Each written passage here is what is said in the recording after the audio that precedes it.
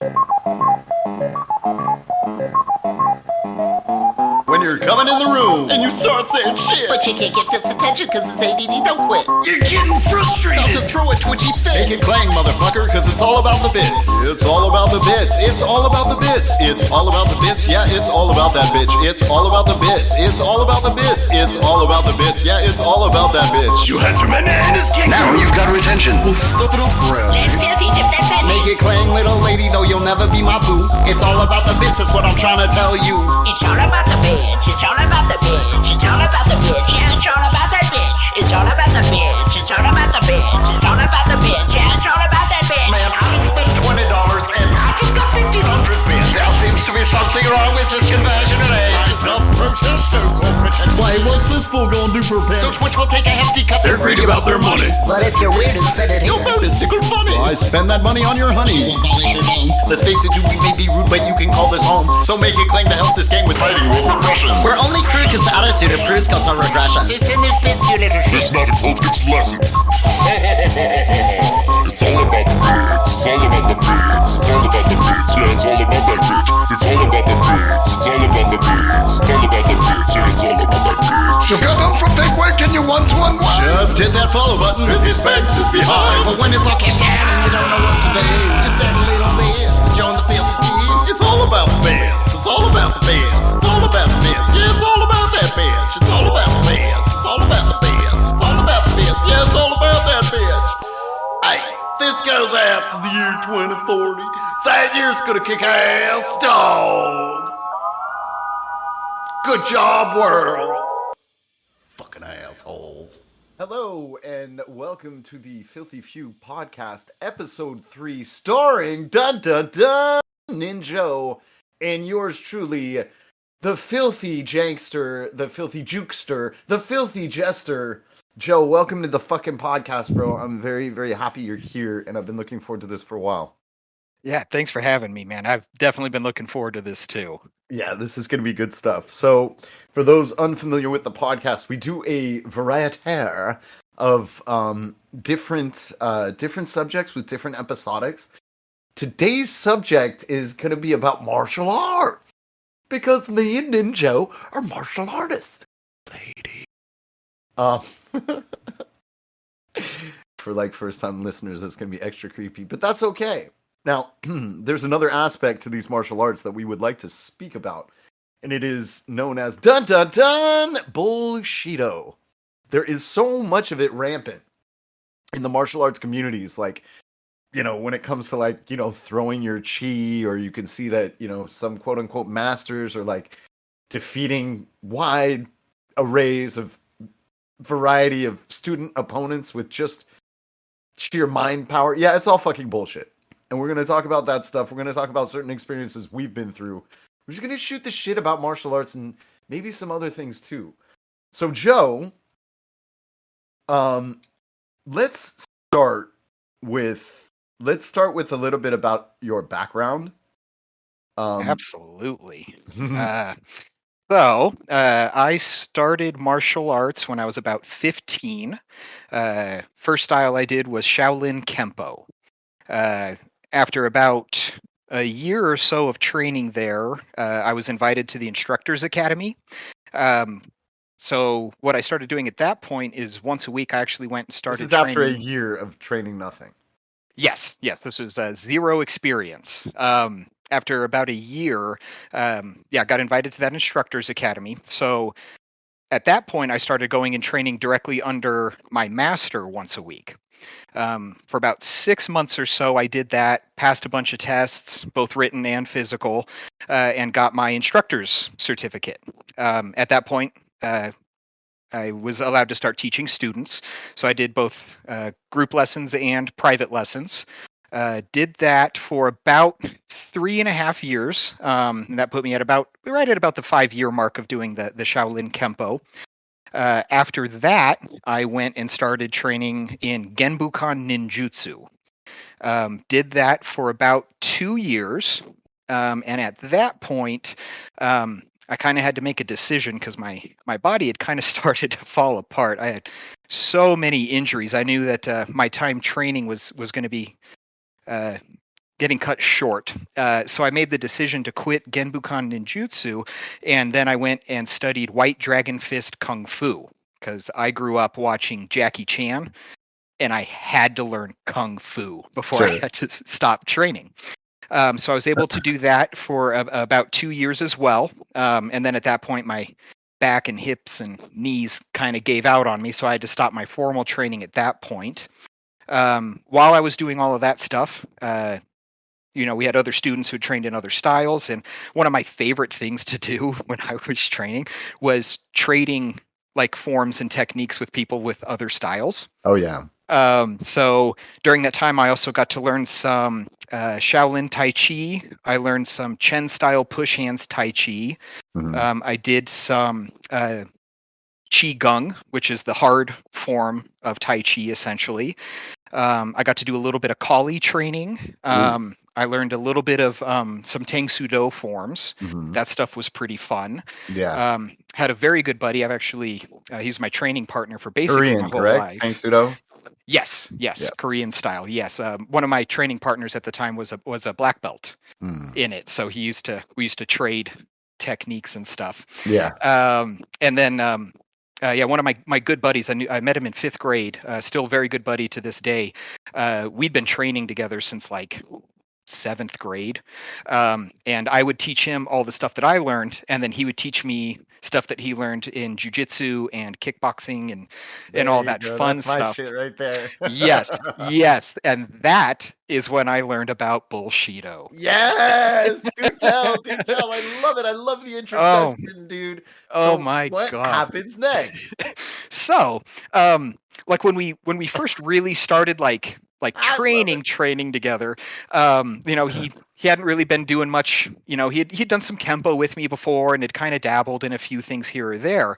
And when we first started training, I was in excellent shape. I was training to get my black belt, so I could, I could just run circles around. We'd go to the park, and we would just do training exercises, and then we would spar. We always started out, nice light sparring. And when we first started, I'd always have the upper hand. It was basically just because I just had so much cardio. There's so and- many and- different factors involved in all that stuff. So yeah. Yeah. One little So I was. factor can give you the edge. Absolutely. Oh yeah, most definitely. Well, that went on, and I was teaching him what pretty much anything he wanted to know. Because it's my best buddy. Whatever. Yeah, you want to learn it? I'll teach it to you. Mhm. Well, then he starts going to some jujitsu lessons, and after, I mean, it was probably only maybe 5 or 6 months of jujitsu lessons. We would start sparring, and if I ever started to get the upper hand while we were doing the stand-up game, He'd take you down. he would slam my ass on the ground and would tap me immediately. Yeah. So after like a few weeks of this happening, we would usually He meet up actually about seems like an once a week. extremely humble dude. Oh yeah, he's Seriously, awesome. He's awesome. Just be like because he would have known from the Oh, yeah. beginning that it's like all I have to do is just take this dude down. Oh yeah. So what ended up happening is, we would train at least once or twice a week together. We just go find a random park, and we would, spar. We would do sword fighting, Kempo, Kung Fu, Ninjutsu, Jujitsu, whatever it may be. But we'd always end up, ending with some light sparring. And it finally got to a point where he was just like, "Okay, dude, I'm going to start teaching you some jujitsu."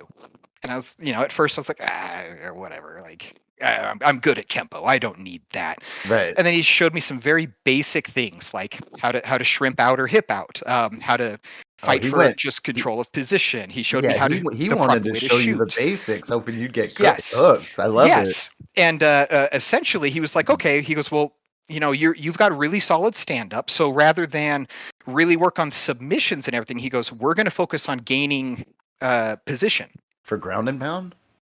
for actually to stand back up. Okay. Because I fair was enough. definitely a long range fighter, which we can Yeah. definitely talk about, We will. and why that's not a good thing. But I needed to be like Interesting. in a stand up fight. So he taught me how to gain position so that eventually I could stand the fight back up without getting tapped. Right. And that was my main Out of, focus. cur- with out of doing that. curiosity, what year was this? Oh goodness, this probably would have been. Oh God, I'm old. Maybe 2010, 2009, somewhere Okay. in there. Okay. Yeah. And yeah, that's when it like really hit me. And then him and I started having all of these conversations. We would actually start talking more about the theory behind the techniques rather explaining like the maneuvers behind something that make it work. We went like a little bit more in depth and went, okay, well, why does Why? that maneuver work? Exactly. And we started really getting into it. And then we were This like, is okay, how this is how the oldest martial artists did it, I'm sure. yes, that's exactly how they did it. And it was a guess, but yeah. We actually had this goal that we actually wanted to, start our own like gym. And, so we really start kind of nitpicking, and I was like, okay, well, I've got all of this stuff that I learned. You've got all of that stuff that you learned. And we started kind of going through everything and this more like theoretical sort of viewpoint. And we're like, okay, well, what did Kempo teach you that was correct? Okay, what did it teach you that was not correct? Exactly. And we start crossing stuff off the list. Yeah, you're doing the Jeet Kune Do. You're trimming the fat. Yeah, dude. that was exactly it. Mhm. So eventually we got to a point of where we're sitting down and we're talking, and the correct answer was go to an MMA gym. Yeah, bro. They already figured it out. They're like, Yeah, everything we bro. cut out, Yes. MMA gyms already cut it all out. There's a I mean, not so much these days, but more so when I was training. The misconception was that you look at a fighter fighting in the UFC. Now, number one, like we'll get into the Gracie Challenge and how the UFC was incepted and like all that stuff, and there's different talk of where Brazilian Jiu-Jitsu came from, whether it was Kodokan Judo or some like other things or whatever. I think it was Judo, if I'm not mistaken. But anyway, there's when you're looking at these two fucking people fight, someone who is untrained or uninitiated, especially years ago, is looking at it and they're like, they're not doing anything. And what they don't see is these little subtle changes of position to set up a fucking technique and so on and so forth, because that's what fucking fighting is. It's not this shit you're gonna look at the fucking TV, like it's there's a lot of practicality involved, and there's an immense amount of strategy involved to elite practitioners. Oh yeah, man. Even a quarter of an inch movement could make or break a technique. 1,000%. It's fucking true. And those who haven't trained, and I haven't trained that much, but like, dude, there was a time I was like thinking about becoming a professional, even in my 30s, because I'm so dexterous. I'm so glad I didn't do that though, dude. I'll tell you that much. I would have got my ass handed to me. Because I mean, like that's the thing. Like I have a fighter's mentality, but I am not a professional fighter. You know what I mean? Like Yeah, my ego would my ego would love to say I'm cut out for it. I mean, maybe in a different life or so on and so forth. And I think if circumstances were different, I do have the mindset for it. That's just the way I think. But I would have gotten my ass handed to me. So I'm fucking. Oh yeah, dude. Me too. I was a cocky little bastard when I was in like my earlier 20s. Yeah. Oh my god. Oh my. I was in other ways. Well, I did Shaolin, Jester. Yeah. I had mythical martial arts on my side. Exactly. So I legitimately thought I could hang with a cage fighter. Yeah, No. and so that's right. So that's the thing, and that's the interesting thing. We were talking about this as well when we had a prior conversation. And upon watching years ago, I did some research because it's the age of information, y'all. I looked up, Shaolin monks. It's something that's always fascinated us. You know what I mean? The mythology behind it is fucking fascinating, just like ninjas. And we'll get into that as well. My goodness gracious. Did you know ninjas were actually samurai? Oh, yes. I didn't know that until absolutely were. recently. I didn't know that until recently. Quick tangent. I don't want to go too No, far. no, this is you. So we've got the two main styles of ninjutsu that are taught nowadays. There's the Genbukan, which is what I did. And the so that Bujinkan. was and the Bujinkan, yes. Which I did. So yes, and Bujinkan, what was it? Was that was that Hatsumi? Was that the Correct. Grandmaster? Yeah. Yes. So Hatsumi basically created that style in 1970. Prior to 1970, that style did not exist. So what's the difference between the styles? So he took on a student named Tanamura. Mhm. And that student grew to be a master, and then one day decided he could do it better. So in 1986, he started his own. and named it Genbukan. And they're basically identical. And that's They wouldn't say that. They would say oh they no were no no completely different. completely different. And Tanimura does not say that he trained under Hatsumi. See, why the it's fuck? nowhere in the history. That is so what I'm common with dojos, dude. But it's just crazy. Like, martial arts should be about honoring people that have fucking brought you knowledge, dude. Yes. You know what I'm yes. saying? And it's like, the human condition of being so fucking insecure and ego-ridden, whatever your motivation is, and we as martial artists are big fucking nerds. So Oh, yeah. a lot of these people like validation. You know what I Yes. mean? I mean, like, going back to Black Belt Magazine, Oh god. and the craziness of the things that evolve, and people are like, "I know the dim mark," and it's Oh, like, yeah. without that shit. But hey, without that shit, we wouldn't have had Bloodsport, Ex- because oh, I yeah. think it And then- eventually evolves to Frank Dux, and like that One of kind my thing, favorite you know? movies. I don't even care. I love that movie. Oh, fuck yeah. Oh, I've fuck seen yeah. it a million times. It's epic. It's fucking amazing. Yeah. In so many different ways. In so many different Yeah. ways. So back to the quote ninjutsu that they teach nowadays. Yeah, it was invented in 1970. Essentially, where he got that information from is all of the historical records, which are very spotty when it comes to ninjutsu because they were spies. They didn't really want to write too much stuff down. But essentially, what all of the texts say is the quote ninjutsu that they learned was actually a mixture between survival skills and espionage. Right. So it didn't actually encompass combat. So what they would do. Then? Um, Is that one of the schools of Ninpo? That's the combat is Yes. taijutsu, correct? yes, they call it taijutsu, and they refer to it as a budo. That's what but I studied. the- Udo taijutsu. Yes, that's what they refer to the combat side as. So Right. where he got that information from is there were written texts about what the ninjas studied, and he decided to spread that into 9 schools. And then the other side of that, the ninja text stated that they would take either samurai or just soldiers in general, their best soldiers that already knew combat, and then they would teach them these additional skills, and then they would become the ninja or the shinobi. Interesting.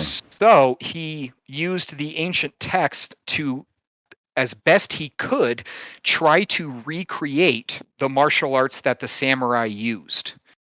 So there is no direct lineage. This is all, one guy who basically sat down with some old scrolls and had prior martial arts training and knowledge, and he basically invented an entirely new hand-to-hand combat style, Interesting. and then claims that it's traditional ninjutsu. Wow. See, that's what the fuck I'm talking about. Like, and that's why, like, I mean, I do want to talk to you about, all the things that you think are impractical in those Oh, things. my goodness. But yeah. Yeah. And it's like, because, I'll tell you what I, for me, my parents never had the money to like put me in camp or classes or anything, right? Yes. And I have wanted to do martial arts my whole entire fucking life. So I Same. could finally start affording it in my early 20s.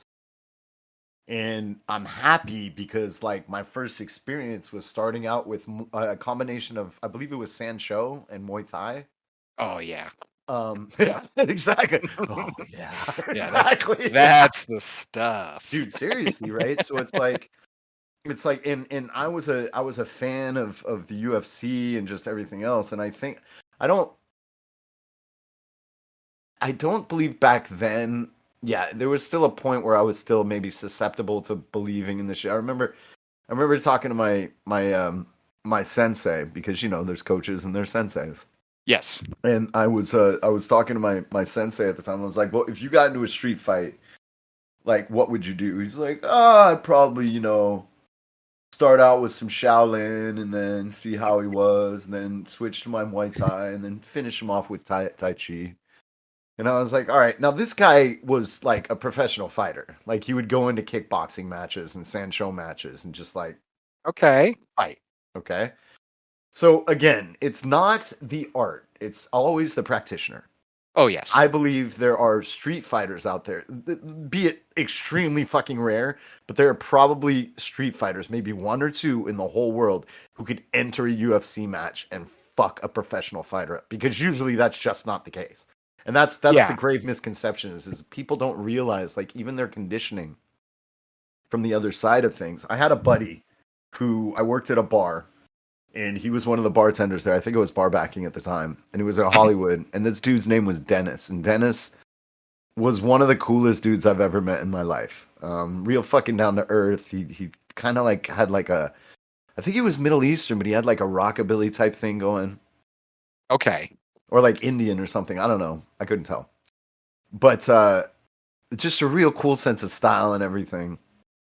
And this guy was telling me, he's like, dude, this dude just tried to fucking jack me. I'm like, what are you talking about? He's like, yeah, he had a knife.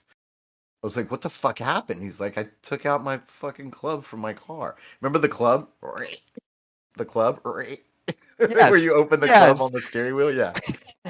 So he fucking grabs this shit and he raised it up. He's like, oh yeah, motherfucker? And he said the like a little Mexican dude just ran away, right? This is Hollywood. Okay. And I was like, holy shit. And he's like, yeah, it's not a big deal. I'm like, I'd have been scared shitless. And it just came up that he used to, he was a pit fighter. And I was like, are you fucking kidding me? This was probably in like 2003, 2005. And so he had been fighting in the 90s and so on and so forth. I had also trained with some like legit pit fighters that like were just full of metal and scars. Oh, They just loved it so much. Like they would literally, like, do you know Rio Heroes? No. So, okay. So you can see this shit on YouTube. There was a fight organization called Rio Heroes, and you know what Vale Tudo is?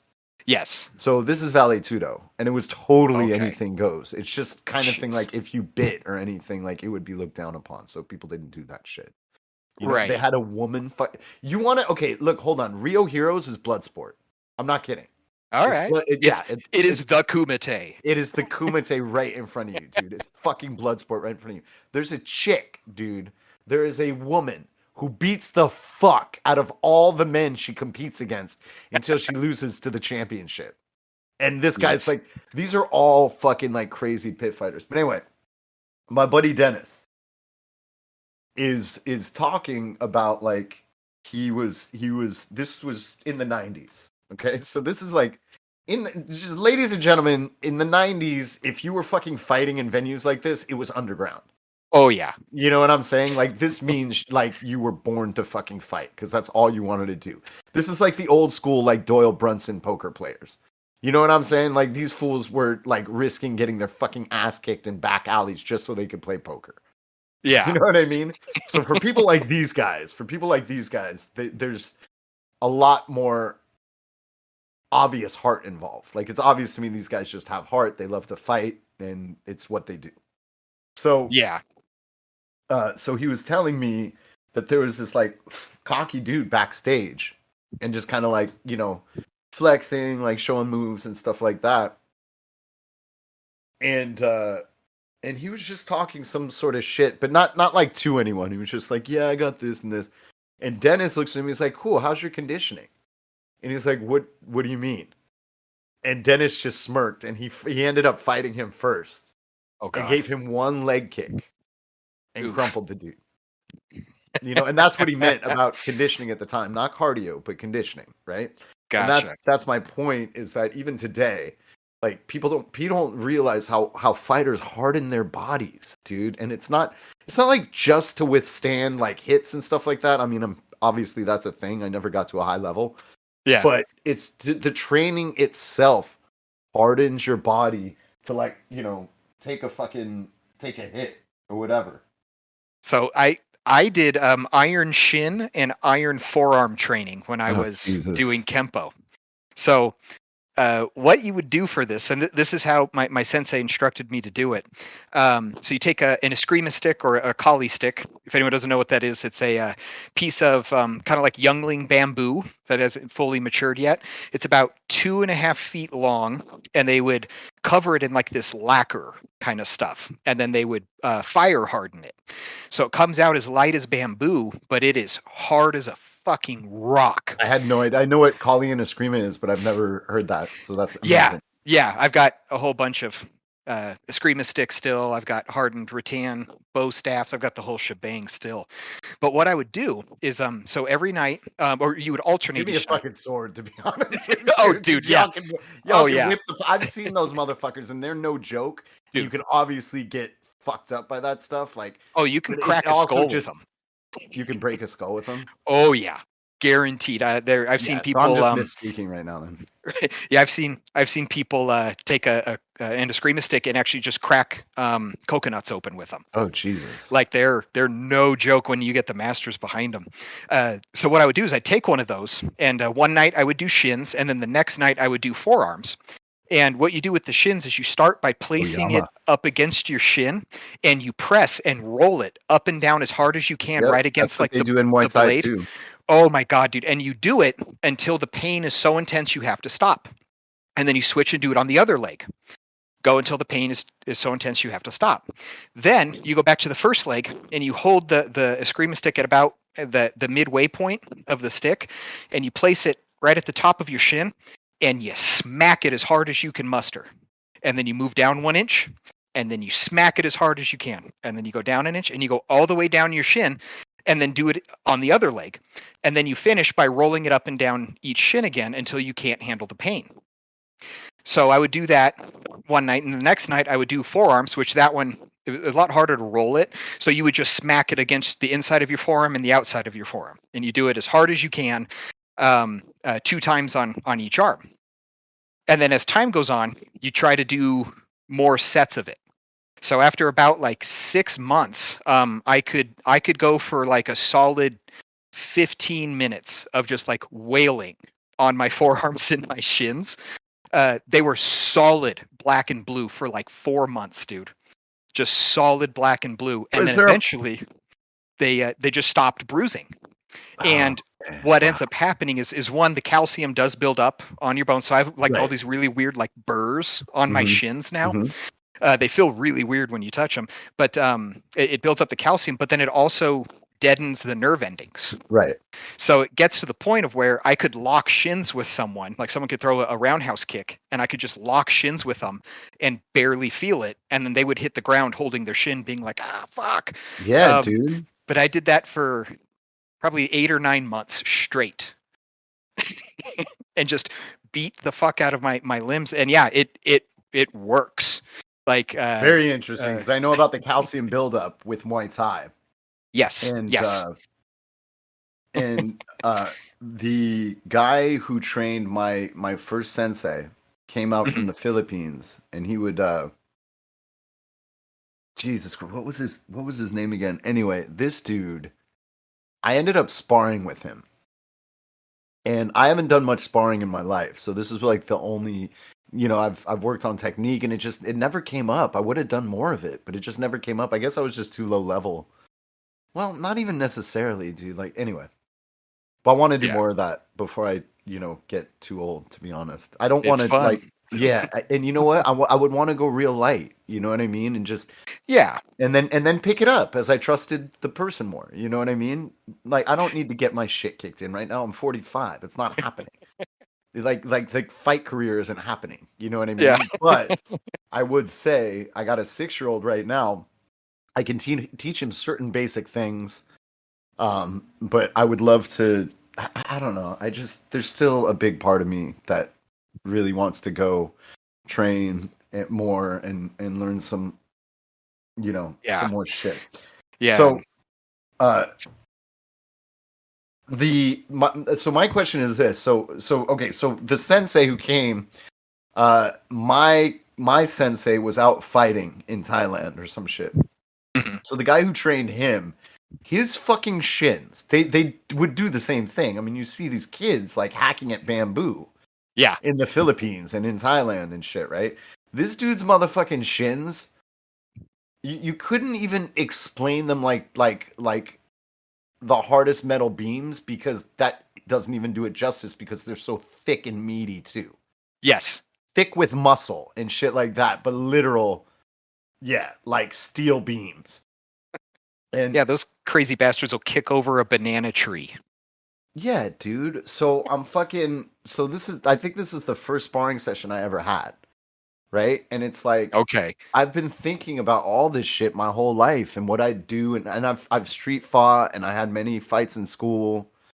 You know, I've had a few street fights, and so Yeah. I'm like, I have been willing to throw down in the past with Yeah. many people at once, even, because I was a crazy little motherfucker. But it was all about ego and insecurity and proving myself. Like, what a dumbass. But anyway, so I'm squaring up with him, and my sensei had already told me, dude, your technique is really good. You just have to stop doing the dance. And what he didn't realize, and this is when I realized he wasn't the best coach. Mhm. I was so confused, because I was like, yeah, I mean, I had only been doing it like a month, but it's like, I think I have a natural tendency to these things, right? Like, he took me into his office alone, and he was like, your technique is very good. You just need to stop trying to do the dance. What he didn't realize was I was resetting my form, because I was practicing, right? Right. And as I was resetting my Muay Thai stance, it looked like I was trying to do the dance. And it was only like a few months ago I clicked that, because I could have done the dance right there in front of him. It's fucking easy. Right. You know what I'm saying? Like, it's nothing with the way you see how flexible I am. Oh So yeah. I can put my knees up basically to my chin, standing on one leg. The dance Right. is not a fucking problem for me.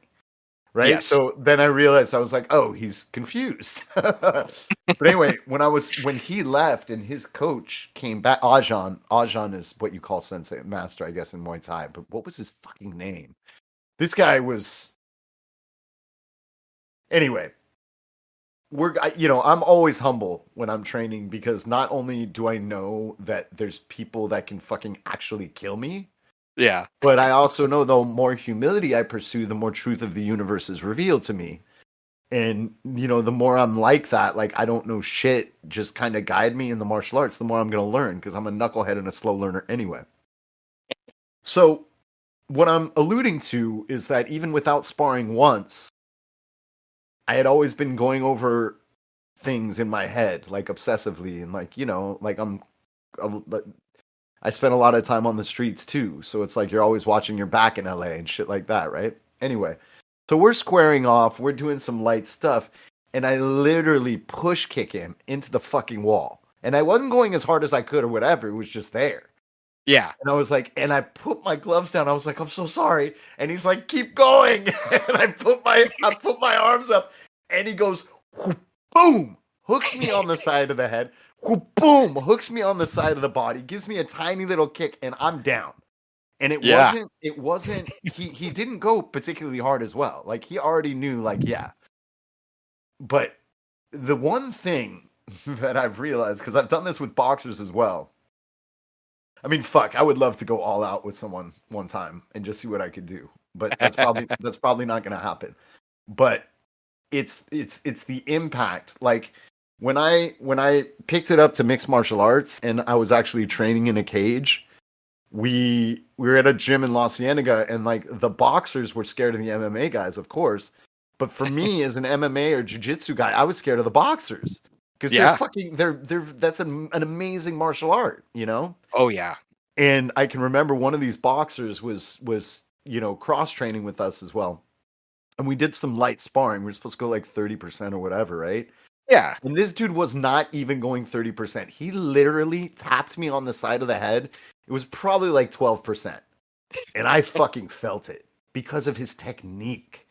Yes. Like, it was so weird. He wasn't, and I realized this. And then training against professional Muay Thai fighters, they'll give you a little shin tap and realize, like, I'm really trying not to. Filthy is my friend. I'm not trying to hurt him. But literally, they will just like tap you on the shin, and like you said, I went down and was holding my shit. My fucking coach was laughing at me. I was like, "Fuck you, dude! That shit hurt." It was like it fucking twisted my ACL or whatever. But Yeah, what dude. Ugh. So it's crazy. But what I want to know, because I had an experience for a few months training Budo Taijutsu. There was a lot of bullshito in that. Oh So my God. I would like to hear your experience, because I just real quick, that cheesy punch that they throw where they Oh like my God. arch forward, you know what I mean? Yeah, Like they're step showing me this through. shit and I'm like, I'm just like, I don't even, I had studied Muay Thai for years before this. Okay. Before I reached Right. this point. So my sensei's like, use any style you want, and then the other person will use that style. And I would literally just be in Muay Thai, right? And we'd be both extending our punches, and I'd just be there in twice the time. And we weren't going like we were going very slow. It was just like, let's Right. match up punches kind of thing. And my jab was already there before their long ass fucking thing had even gotten off. And they're Yes. like, I don't understand what's happening. And I'm like, and he's just like, all right, well, you know, it's just... But anyway, Yeah, dude. Oh my God. Yeah. he was an eighth dan. He was an eighth dan, and I would not. Jeez. I would put my money on him against a few fucking even established fighters. Like he was definitely something else. But Yeah, again, and there's the bullshito. definitely some stuff that they teach in these ninjutsu classes that does in fact work. A lot of it does have its basis in the traditional jujutsu, which is what Brazilian jiu-jitsu was formulated off of. So like their throws, their Their sweeps, their their tricks. ninjutsu, really? It comes from the jujitsu? It does, yes. Okay. So that's because that was the unarmed style of the samurai. So if they ever found themselves without a weapon, they used these techniques, and that's why a lot of That's them right. consist of throws, hip throws, shoulder throws, sweeps, trips, that sort of stuff, so that you could throw 'cause someone on you're... the ground Yeah, because they and probably either have a get fucking away or sword. stab them. Yeah, Exactly. they've probably got a weapon, so you just want to get them away from you so you can run and grab a weapon. Exactly. So a lot of that type, like that part of the style, does in fact work. It is that those are real techniques. Sure. The biggest problem with that style, though, is how they train them. And like you said, those ridiculous punches that they would throw. Jesus. So fucking it's one leg kick. dude, it's insane. Yeah, from where they're at. They're So not, there's no guard. They don't have their guard. It's just they hit don't. me, punch me. Yeah, and like when they throw those punches, like like when we would do our training punches, we would basically be in a backward lunge stance and then That's what I'm step saying. all the way through to a forward lunge stance. That's what I'm saying. It's ridiculous. Like, so yeah, it's really, so when you're training in ninjutsu, it's really easy to do these ridiculous techniques that they gave you because the person is moving in a way that is most beneficial to getting their ass Exactly. kicked. And thus, let's bring it forth to Bullshido. Yes. So they go in with all of that type of stuff. The other problem with those punches is when you're training, you're taught to, when you land in that forward lunge with your arm extended, you're told to freeze in place so that your opponent can do their technique. When in a fist fight, is your opponent ever going to stand in place and go, "Oh no, the kick was with your other leg. Here, Oh, wait, hold on. go ahead, I'm try it in my again." socks. I'm in my Like, socks. Let me yeah, get my socks off. and it's then we're done. never gonna fucking happen. So you get these people and you teach them these techniques where they can catch somebody's punch. They throw a hook punch and you catch it, They hold do that on in to their ninjutsu? arm. They do it in ninjutsu, karate, I'm gonna taekwondo, fucking throw up, kempo. dude. Yeah. In kempo, the majority of our techniques started with stepping back, doing like an outward block, and grabbing their wrist, and then controlling their arm while you do a technique. Now, I thought Kenpo was karate with like a lot of elbows and Yeah. stuff So like that. it's basically a blend between karate and kung fu. The joke we always used is kempo is kung fu for white people, and the reason we say that is because white people tend to be a little bit broader and a little bit taller Mhm. than people in Southeast Asia. So Okay. you get your standard white You can't person, say that, like- Joe. Not anymore. You can't say anything like that. Well, no, because it means they can do things that we can't actually. Yeah, for sure. So you get a big white boy out there at the Shaolin Temple, they cannot hold those stances. that it just doesn't happen. We've Right. got too much top weight essentially, Right. which also comes from cheeseburgers, but Sure. that's a different part of it. So they always made the joke that Kempo was kung fu for white people because the stances aren't nearly as low, but it has a lot of Interesting. kung fu concepts in with it. The story goes that Kempo came to be during one of the there were 2 or 3 times, I think it was 2 times, that the Shaolin Temple was actually sacked, and they basically walked in, destroyed it. The Shaolin Temple had to be rebuilt, and they basically hunted down Shaolin masters and killed them because they were these holy symbols. And when a new emperor would come in, they didn't want people to listen to these other people that he didn't really have control over. Mm. So he would basically burn these temples to the ground and would try to kill as many of these masters as they could to basically quiet this other voice in the country. So one of these times, Little has changed. right? One of these times, a bunch of these masters flee, and some of them hop on boats and head towards Japan. And they worked as, merchants or farm laborers or, whatever it is they could do. And eventually some of these warrior monks made their way to the island of Okinawa, which was the birthplace of karate. So they start talking with these Okinawan monks, and they're like, oh yeah, we do martial arts too. And they basically started teaching each other. So the people doing Okinawan karate started learning Shaolin Kung Fu. That's The people who did crazy. Shaolin I Kung had Fu did no Okinawan idea karate. about this. Yeah, and that's supposedly how Kempo came to be. So it's this Interesting. really cool blend of both styles. So it gets really weird sometimes. Because So you'll start. what do you think in regard to the practicality of karate? So it really depends on what style of karate you're doing. Sure. Styles like Kyokushin, those are brutal. So those guys, they don't do a lot of like the fluff, as I call it. When you're training Have you heard of Kyokushin, Oyama? no. Master Oyama? We'll talk about him. But Okay. Kyokushu. Okay. Yeah, Kyokushin. They are the ones that do the body boxing like sparring. So when you get to a certain belt, what they do is they'll put you in a ring, no pads, no gloves or anything. The only rules are no shots to the face or head and nothing to the groin region. But they will sit there and fun? Right. But they'll sit there and they will just blast each other. I mean, they go full power body shots, full power leg shots, and they will just beat the snot out of each other. And there's actually I can't think of the guy's name. There's a guy that was recently in the UFC who started in Kyokushin. Lyoto Machida? Yes, actually, I do believe his was. Yeah, I think his was he's the a Kyokushin or karate- one of the other ones. Yeah, He's a karate and so like that karate, yes, do I it does ask, have. It is applicable because their way of training is you have a person in front of you who's trying to beat the crap out of you. Don't let him, and that's how they train. But then you get more of the more popular styles here in America. I can still see you telling your students that there's a guy who's trying to kill you right in front of you. Don't let him go. It's fucking rad. But then you have these more Americanized ones like what's it called? Shotokan. There's a Shotokan dojo on every street corner in the U.S. Yeah, my buddy used to do that. Yeah, and it's their training methods are very similar to what I was doing in Kempo. So lots of forms, lots of your opponent punching in and then freezing in place while you grab onto their limbs or, throw an 8-strike combo without them moving. And it does a lot of that stuff. It has a lot of flying, spinning kicks and all of that nonsense. Yeah, right, exactly. So, and look, I mean, again, it depends on the practitioner, but, there are some flying, spinning shit that works, Yes. Yeah. I'm a huge proponent of spinning shit.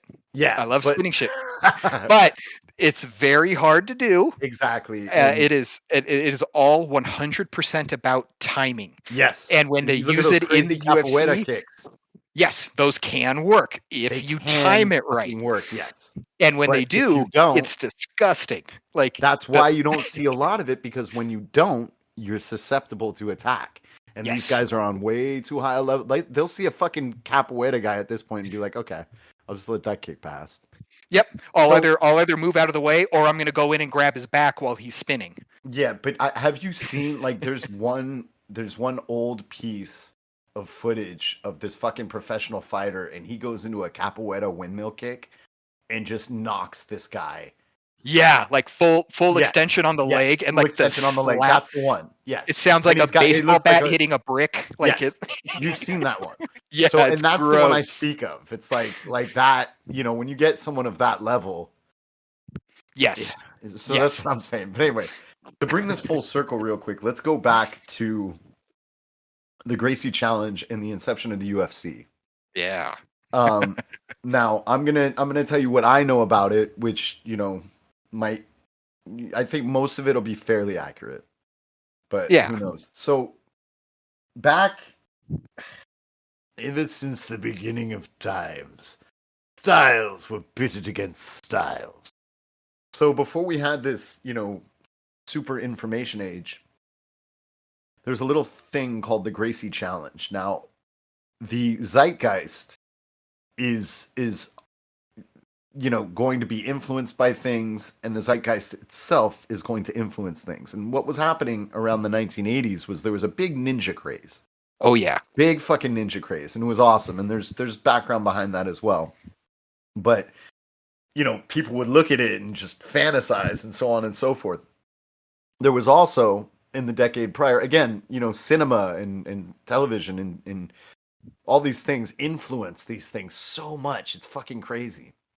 So, before then you had all these kung fu movies and like stuff like that. So it was basically, as a viewer, you were looking at these things like, I want to do these things even if it takes years. That's fucking amazing. And the fact is, if you fucking busted out some like crazy Shaolin kung fu to any Joe Schmo on the street, you would beat him because Yes. he's Joe Schmo on the street, and you've been training this ridiculous shit for 7 years. So yeah, you're gonna slap the fuck out of him. Okay, congrats, guy. Yeah. So there is something in the world known as confirmation bias. And confirmation, there's many different facets to confirmation bias. And again, people who are smarter folk than myself can probably explain this a lot better. But it's basically, in my opinion, one of the facets is if you're so invested in something, you cannot accept the fact that, maybe it wasn't done right, or, it doesn't work after doing it for 7 years. Like, you're so far deep that you're like, oh no, it totally works, even though all the evidence is showing you it doesn't. Right. So a lot of martial artists, well, I mean, you got to think about it. If you invest so much time into something and you're not, inclined to really step away from your ego as you did, Joe, obviously, you're gonna go down with the ship, homie. So like, here's the thing. So the Gracies were well aware that, in their opinion, jiu-jitsu was the best quote unquote martial art you could ever train. Now, to iterate, I believe that, it depends on the practitioner and not the practice, right? Though, if you're just going to pair practices up against each other, I would go with jiu-jitsu all the way, hands down, every time. And there's reasons for that. And there's practical reasons for that, okay? Jiu-jitsu, Brazilian jiu-jitsu, was created for the smaller man. And there was a gentleman by the name of Helio Gracie. And Helio Gracie would fight in Vale Tudo tournaments in the fucking 40s against huge-ass Japanese wrestlers. Kimura. That's where Kimura comes from. Yes. And these guys would fight for hours. What's the longest Helio match, apparently? It was like 6 or 8 hours or some shit. Oh my God. That could be a little bit of an exaggeration, but it was like 4 to 6 hours or something. Oh my Just God. a straight well, but that's the thing, you've got two fucking amazing high-level practitioners, and I believe, if I'm not mistaken, Helio Gracie was like 145 pounds or something like that. Yeah, right in that area. Yeah. Yeah, so it's like, and that's the reason why he was so good. He had to make the style that his brothers and the rest of his family were learning applicable to him, and that's why it became Brazilian Jiu-Jitsu. I know I'm fucking some of this up, but we'll basically fast forward. So the Gracies know this. The Gracies are like, all right, all we need to do is take someone to the mat and submit them, or whatever. And if we're up against other jujitsu practitioners, it's just going to be a game of chess. Yes. So they would have this open challenge to other martial artists in the 80s called the Gracie Challenge. And these martial artists, like via Bloodsport or whatever, they have their style, you know. And there's crazy differences, because just to segue real quick, in the 90s and the 80s, there were these legit pit fighters that fucking knew. These were the shoot fighters. These were the shoot fighters. These were you know, like the Ken Shamrocks, like people like these were people that were born to fucking fight, and they realized, okay, wrestling's really good for me here. These submissions are really good. You know what I'm saying? Like they knew. Maybe some of them got lucky. I think Shamrock got even a little bit lucky because someone introduced him to it, and he was like, "Oh fuck." And I think he also started out as a wrestler. Great fucking base. So anyway, the Gracies would have this open to challenge to any martial artist, where if they came in and like beat one of their dudes in their dojo, something crazy would have happened. So consistently, people would come into their video on this shit. Yeah. People would come into their dojos and get fucking tapped, and the real cocky ones would get their asses kicked. Yes. And you know, a lot of times it was just about putting someone in the mat and fucking slapping them. You know what I'm saying? Have you ever seen Maynard do that on stage when he was performing? Yes. Yeah, he gets the guy. He judo tosses this guy, and, and he's throws just him, playing with him. Takes he was his, so he nice takes his about back. it, though. Yeah, he takes his back and he's like petting him. And... Yeah, it's fucking amazing. I love that song. It's so rock and roll, dude. It doesn't get more rock and roll than that. Yeah, don't touch Maynard. That's a bad idea, because he's a black belt now, right? Like he's, I fucking believe so, dude. Yeah, he's no fucking joke. Like don't touch him. I want to go back. I wouldn't mind. I you know what? It is possible for me to get my black belt in that, but I don't do gi. That's the thing. No gi. Okay. Yeah, no gi, because it's a practicality thing for me. At this point, I want to be able to take care of my friends and my family. Okay, like I don't care about the flair and shit like that. Like because I'm an ego-ridden fool. I want everybody to see me win a fight in public if it ever came to it. But I'm smarter than that. You know, I don't. Dude, I almost got into a fight the other day, and that hasn't happened for fucking years. Yeah. It was weird though. This dude flicked me off, and I just smiled at him and waved him toward me. And the dude pulls over, and fucking I'm walking down the street, and he's again, like, I'm not like this anymore. You know what I mean? I would never instigate. Well, I'm sure I did a few times, but when I was trying to prove myself. But like, that's the thing. Like, I'm just not like that. I've learned too much, and it's LA and things are crazy. But anyway, in this particular instant, I had gone to visit some friends at a bar. I just had one drink, whatever. I was crossing the street, and this dude's like moving up on me, like trying to make a right turn. And I just looked back, and I'm like, dude, I didn't say anything, but I looked at him like, just chill out for a second. And I walked on, and he's making a right, and he just starts mad dogging me. So I'm looking at him, and he flicks me off. So I smile, and I wave, you know, I'm like, come on, like that. And the guy drives on, and he pulls over. And my adrenaline's pumping. I'm like, fuck, I haven't been in a street fight in decades, and fucking who knows what the fuck will happen. But I'm just like, the best thing I can do, because I do want to avoid the fight. So the best way I think I can avoid the fight, and you see my beard right now. I look like a fucking biker. I'm just going to smile ear to ear. I mean, like, because honestly, I was like, if he had come at me, I would have tried to fuck this guy up. You know what I mean? I wasn't angry or anything like that, but it was just like, it's just that. Anyway, so he turns around, he pulls his car around, right, and starts driving back toward me, and I'm just smiling, right. And as we make eye contact, as he's driving by me the opposite direction, he just looks straight forward because he sees me smiling ear to ear. Because that's what fighters like that. I'm like, oh, cool, I'm gonna get into a fight. You know what I mean? Yeah. Someone who doesn't, you know what I mean? Like someone, and I don't live that way, but I'm just saying, someone who doesn't live that way is gonna just break eye contact and drive the fuck away. Which is what happened. Like 100%, dude. Like I was grinning, I was smiling, I was like, all right, let's go. Yeah, but I was nervous too. I was scared too. Yeah, that's actually one of the ways that I was told by some of my instructors to avoid a fight. Yeah, is like when a guy's getting all angry and he's puffing his chest up and he's got his scowl on, and you know he's pumping his arms and making his chest look big. look as relaxed as you possibly can. Mm-hmm. It fucks with their brain because they're sitting there like, all right, we're about to go and I'm gonna rip this guy's head off. And why is he so calm? Well, that's that. So Uh-oh. that's the Like you see it. If you see people that are used to, dude, the dude who's barking, okay, don't put your money on him. Put your money on the person who's quiet but not leaving the situation. Right. Yep. That no matter what the trash talk is, no matter how aggressive the other Dude, guy looks, yeah. if he's just standing there and he's just like, yeah, when you're ready. Like, Yeah, dude, The, it's a different motherfucking beast, dude. the correct face is if you go back and watch all the Mike Tyson fights, Mm-hmm. you know, before the fight starts, like, you know, when they go out and like touch gloves and they're standing in their corners, you'll always see one guy, you know, he'll be like pacing back and forth. He's got this mean mug on. Mike Tyson looks like he's waiting in line to buy some diet soda. Yeah, dude, it's Just it's a pure- different motherfucking Pure beast. dude. calm is like Yeah. over his face. That's the Well, guy that's you what want I- to be terrified of. Yes.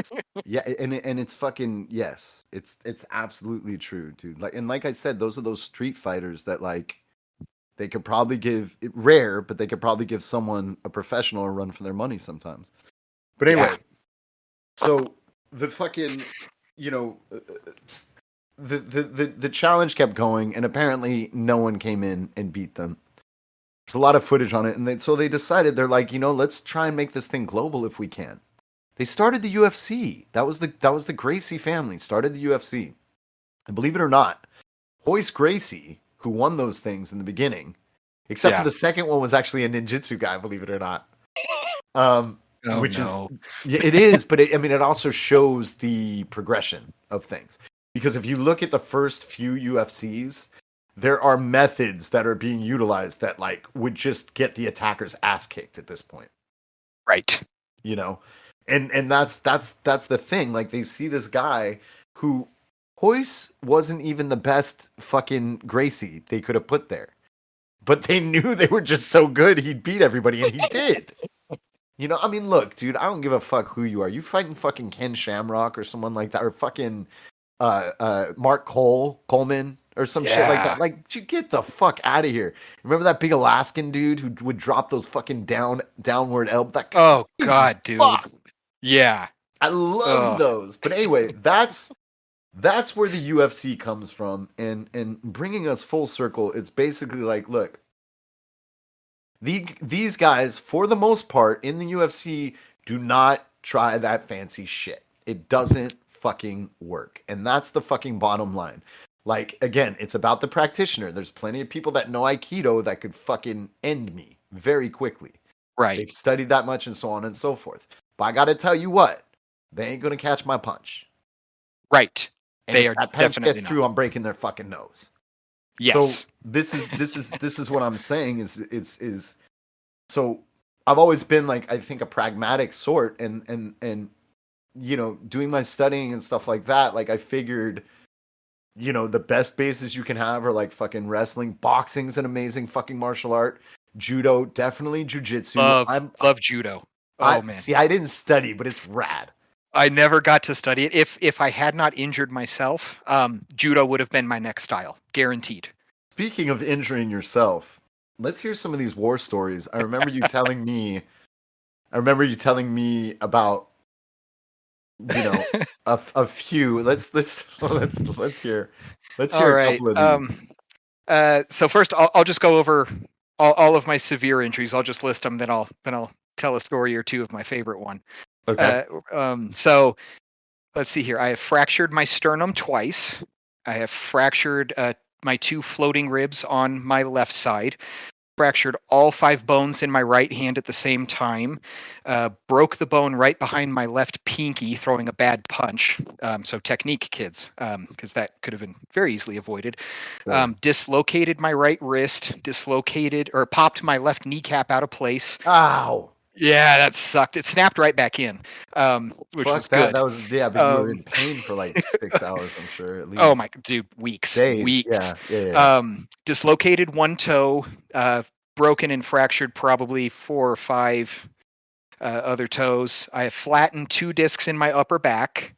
Tore Jesus. a bunch of muscles in my lower back, and those were just torn muscles, but those led to my worst injury because then it made me limp because it was all my stabilizer muscles.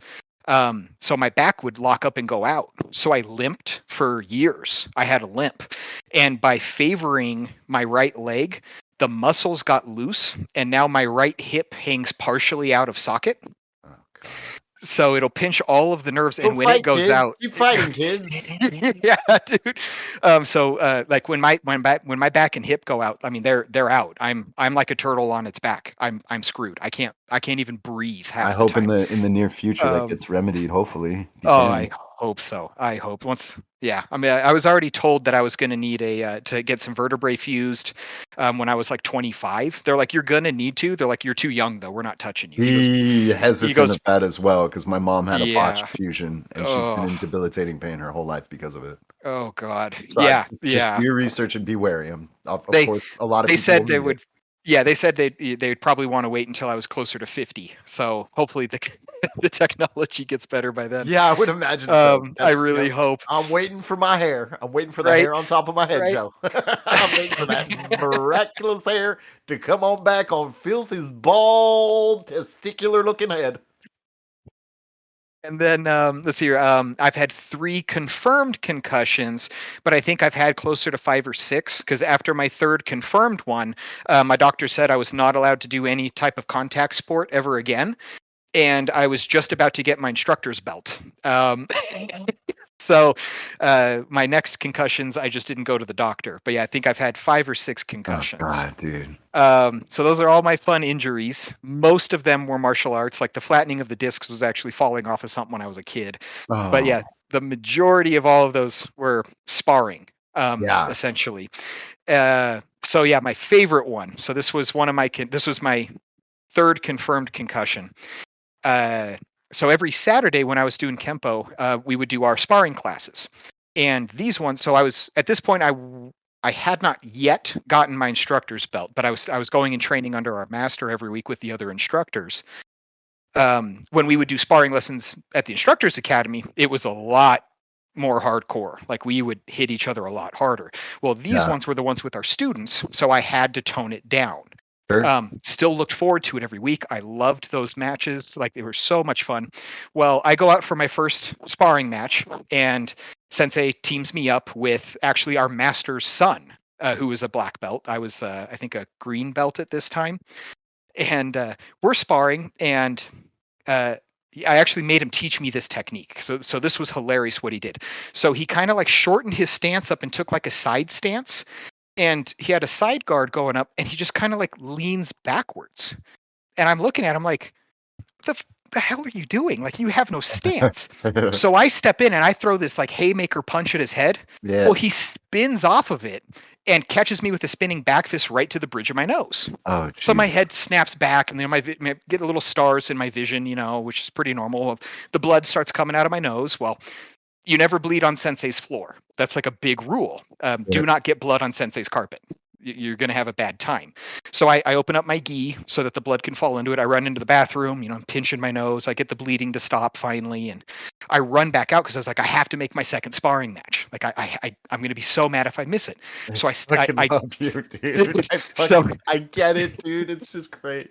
it was the highlight of my week. I was like, I need to Yeah. get my second sparring match. It's only an hour long. I only get 2. I have to get With back a out there. broken fucking nose. No, dude. not broken yet. Actually never broke the nose. So I get back out and they're on the last round of sparring matches. Everyone has moved to the opposite side of the room and I come out and I'm like, well, shit. And I've got this, sad puppy dog look on my face. I was probably like 17 at the time. So I've got this like sad puppy dog and I just kind of go and mope in the corner. And well, our chief instructor was out there. He's a 3rd degree black belt. He's like, Joe, come out here. You can spar with me. And I'm like, wait, what? Seriously? I get to spar with a 3rd degree black belt? This is going to be fucking awesome. So I get out there and I bow and I'm all excited. And, he's being very gentle with me. He's going down to my speed, my power, and I'm hitting nothing but air. Like his footwork was so much better. He's just dancing around me. Well, he ends up backing me up against the wall. And so I'm in a left-handed stance. Left foot is up against the wall. and then he leans forward, lowers his guard, and puts his front hand on his front knee and sticks his chin out. This is exactly what goes through my mind. I am about to blast a 3rd-degree black belt in front of everyone. I am going to earn my instructor's belt in this one shining moment. I push off the wall and I throw a full power haymaker with my left hand straight at his face. Just like what happened in my previous sparring match. Right, exactly. He spun off of it and caught me right underneath my nose with a spinning hook kick. Oh God. My head whips back. He immediately grabs my gi, rips it open, and like bends my head down and goes, "Bathroom now!" And I get in the bathroom. I have 2 steady streams of blood coming out of each nostril. And I'm leaning over the sink. The sink is coated at this point. One of the assistant instructors comes in and they're like, "Hey, Joe, you okay?" And I remember looking over at him and being like, "Yeah, I'm fine." And then the next thing I know, my vision comes to, I'm on my knees next to the sink. I've got blood all over the front of me. And the other sensei, he's picking me up and he's like, "Joe, wake up. Joe, wake up." So he picks me up and I like lean over the sink again. And he's like, "Dude, are you okay? You just passed out." I was like, "I didn't pass out. I'm fine." Immediately I turn around, throw the toilet open, and I threw up a stomach full of blood. Well, when I had passed out, my head went backwards. So all the blood went down my throat into my stomach. Oh my God. So the sink is completely coated in blood. The floor is covered in blood. And now the toilet is covered in blood. And it's at that moment that the chief instructor walks in to check on me because he just bowed the class out. He walks in and goes, "Holy shit, get his parents on the phone." So they're sitting there and he's like, "Joe, you have to stay awake." He goes, "Dude, you have to stay awake. If you pass out again, I have to call an ambulance." He's like, "You have to stay awake." So they carry me up to the front of the dojo. I've got an entire stack of paper towels next to me. And I mean, my nose is just gushing still. So my dad walks in. And the important thing here to remember is my dad has my exact same sense of humor. So my sensei is terrified. You know, he sees a parent come in. He just blasted a 17-year-old in the face. There's blood everywhere. He passed out. So he's thinking like, "Oh shit, they're going to sue us. Like, we're in so much trouble." And my dad walks in, looks over at me and goes, "Yeah, that wouldn't have happened if you learned how to block." And I start, and like the look on my sensei's face is like, "Wait, what?" And I start laughing, which hurts so much. Yeah. So they end up taking, my dad takes me to the emergency room. They do a full x-ray of my skull and everything to make sure everything's okay.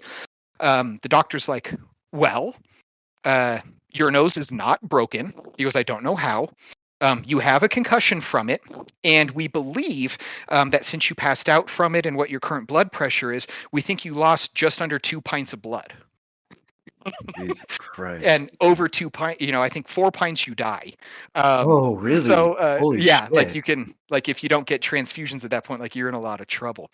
Jesus. So he's like, "All right, well, you got a concussion." He's like, "Here's what you do for concussions." Like, "Oh, this is my 3rd. I'm fine." He goes, and that's when he was like, "Oh, you've had 3." He goes, "You're done." He's like, "You cannot get another concussion." And this was all at 17.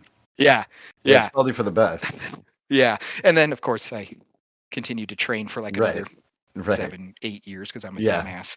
Yeah. But so yeah, I get back home and everything's fine, and I'm supposed to stay off my feet for a week. So I wasn't allowed to do sparring or training for about I stayed off for about a week. The doctor said a month, but I held off for about a week.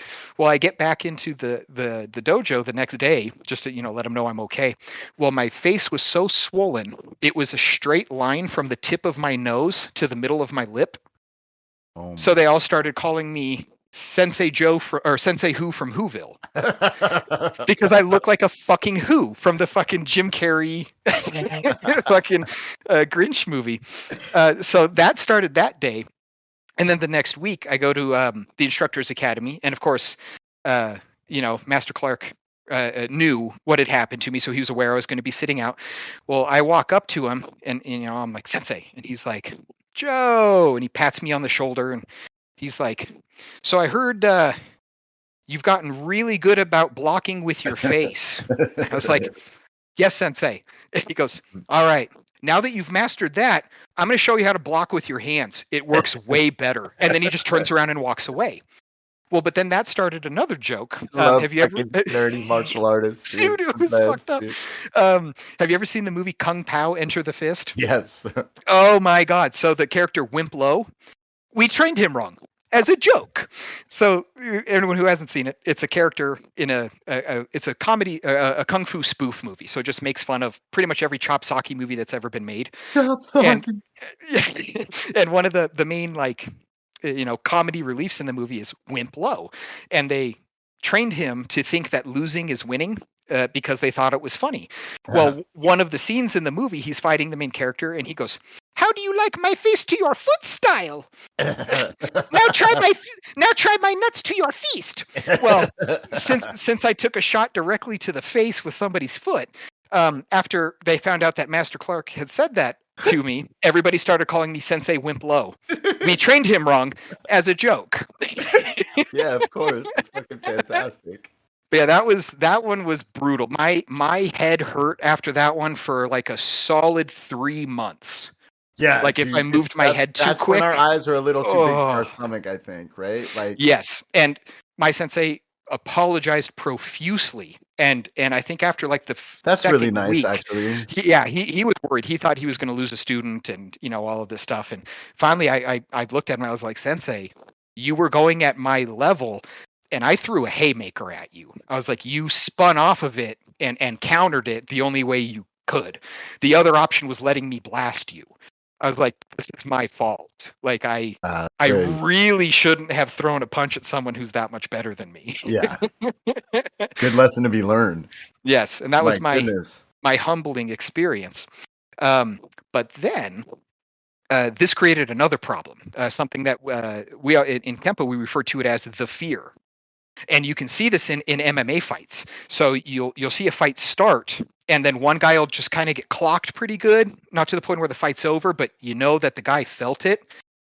And then you see a complete change in his demeanor, his stances, and everything. And then he gets picked apart and he loses. Yeah. Well, we call that the fear. Mm-hmm. Well, I developed the fear. So after that happened, whenever any strike would be thrown at my face, I would like duck my head down and cover my face with my hands. Horrible thing to do in a fight. Yeah. So this is a problem. My sensei's trying to get me to stop, but I'm not stopping. So he calls our master and tells him that Joe has the fear. And at this point, I'm already, I've made it to my instructor belt. I mean, this was months later. Mm-hmm. I'm still ducking and covering my face. Right. So we're at the Instructors Academy. We're doing some sparring, and Master Clark walks up, says, "Joe, you're in the middle." And I walk out, and he grabs a 2nd degree black belt. He goes, "Joe has developed a problem where every time a strike is thrown at his face, he covers his face and he ducks. If Joe does this, you are to knee him in the solar plexus as hard as you can." And I'm sitting there and I'm like, "Wait, what?" And he just goes, "Fight." So we start sparring, and I'm like, "Okay, don't duck. We're going, about 20 seconds goes in, and then he throws a punch at my face, and I cover it and I duck. He got me in a clinch, just like a Muay Thai clinch, and knees me in the solar plexus as hard as he can. I hit the ground and I make that noise. If you've ever heard somebody get the wind knocked out of them, it sounds like a rhinoceros has indigestion. It's just this blood curdling sound as the air escapes their body without their permission. I had to drag myself, or I had to crawl to the bathroom because Master Clark wouldn't let anybody pick me up. I had to crawl to the bathroom where I projectile vomited from the pain alone. And then I had to go back out. And I had to finish my sparring match. Did you duck again? Never again. Because that pain from that knee was so blindingly excruciating. Yeah. That then I became terrified of getting kneed. Oh, no. So my head stayed up. Here again. No, it fixed the problem. My head never went down again. My back is straight as an arrow when I sparred from that point on. Yeah, it's very interesting. It's very interesting. So, now you had been studying, these various styles for a while, and to iterate, it was your buddy basically turned you on to Brazilian Jiu-Jitsu. Yes. Now- And I'd watched UFC and that stuff, but I'd always thought like, Kempo could take them. And it wasn't until Right. he started just tapping me out every time we went to Yeah. the ground, I was like, yeah, okay, there's something Okay, to so this. this is when you started realizing that a lot of the things you studied were impractical. a lot of the things. So that was through jujitsu. Yes. Yeah, it's Yes. pretty. 100%. That's pretty amazing.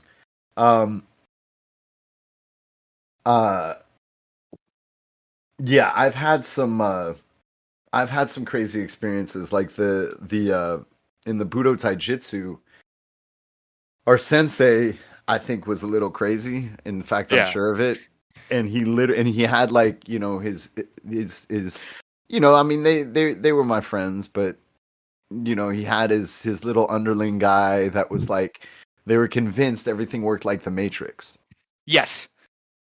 So for fuck's sake. So they're telling me this story about how they're all bouncers, right? And it's like I would bar back, but you know, we all trained together and like I would help them out when they needed it and stuff like that. But they were telling me this story that outside the nightclub, like these MMA fighters came in and like started shit or whatever, and they all started fighting. And his underling said he looked over at my sensei and he saw my sensei like get into a stance and throw energy and the guy flew back. That's what he told me. They believed this shit. Yes. And at the time I kind of believed them because they were so, you know, I had already been training with these guys and I was young. I was like in my 20s, but I was like, I wasn't at the point where I was like, that's complete bullshit. My full skeptic hadn't come out yet. Right. But I was also like, inside my head, I was like, I'm not sure about it. I think they believe it, but they would think that, you know, like everything worked like the Matrix. And, you know, again, that bullshito, those, you know, senseis that are like throwing energy and like stuff like this. A lot of these people believe their own fucking shit. People are funny and dumb. Yes. You know, and then you get one person who believes their own shit, and there's like 500 others who believe him too. Yes, they basically become gurus. Is like They a do. good way to Absolutely. explain. They somehow are. They're able to convince people that, yeah, I'm not like, you know. I think I just figured out what it is. It's like I'm not a god, but I'm more than human because I can do things that humans can't do. And I think. Sorry. Go ahead. Yeah, and they're able to basically brainwash people. You're absolutely right. And what ends up happening is you get one brainwashed person, and then they get another student, and then they see that brainwashed student basically worshiping this guy, and they're like, oh, this guy must be legit. And then it's kind of this domino effect, and then before you know it, they have this whole congregation of students that thinks they can throw chi balls. Right, exactly. Chi balls. But that's what I'm saying. Like even beyond that, just like cultish type stuff. People want to be perceived as special by someone they hold in a higher regard. I think absolutely is what it is. And I think with these things, you know, I mean, fuck, dude, we would all want there to be I'd want there to be a death punch. You fucking kidding me? Right? There's no death punch, my friends. There's not. That was started. So many things have been started by con men. And then idiots pick them up and they're like, "Oh, look at this!" Right? And it's fucking. He says it's real. Yeah, because the thing about the dim mock and pressure points was this fucking con man who would fucking sell shit in the back of Black Belt fucking magazine. Yep. And then all these fucking idiot yahoos in the 80s would be like, "Oh shit, I know the death touch." Yes. And it's like the bottom line is this. Like it's still funny because people are like, UFC's a sport. Yeah, it's a fucking sport. Sure is. But I mean, you put any one of them against a proficient fighter on the street, the proficient fighter on the street is not going to have a chance, again, save maybe one or two people on the planet. Right. Yeah. Yeah. Dude, it gets to be pretty funny. I think it was you I was talking with this about this with before. When you were doing the ninjutsu, did they do the training where you would blindfold yourself and have to sense when your I kind of wanted to talk attacking? about that, but I knew we had talked about it, but I'm going to bring it up now. Yeah. Yeah. So basically, we were lucky enough to train in Santa Monica Beach. Nice. Which is just beautiful because there's a park that overlooks the beach, and it's absolutely serene. I fucking love it out here. I'm so grateful. I was born and raised out here, but my God. So anyway, the aesthetics were wonderful and so on and so forth. And my master was like, "All right, you're gonna dodge a sword today." And I was just like, "What the fuck, dude? Yeah. What is this shit, dude?" And basically, yes, we would stand in front of him with our back to him.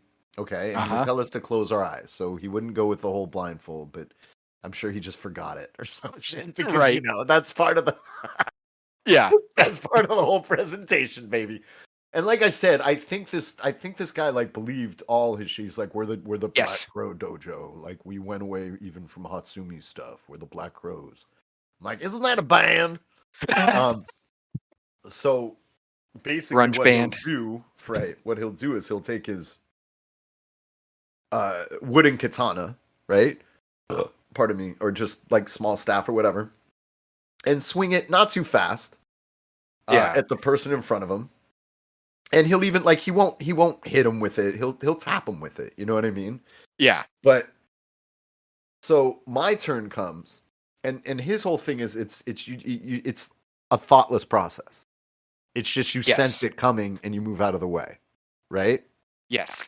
And God, like to an impressionable 20-year-old, like who wouldn't want that? That's being psychic. Yeah. It's a superpower. It's I love you so much. It's a superpower, exactly. And it's like the way it's presented and stuff. And I saw him do it with a couple people first, and my one buddy is like 6'4", mohawk, big old bouncer, and he moved out of the way. I was like, wow, that's cool, you know. So, like he said, I wasn't doing anything, right? And he came down on me and he's like, okay, well, try it again.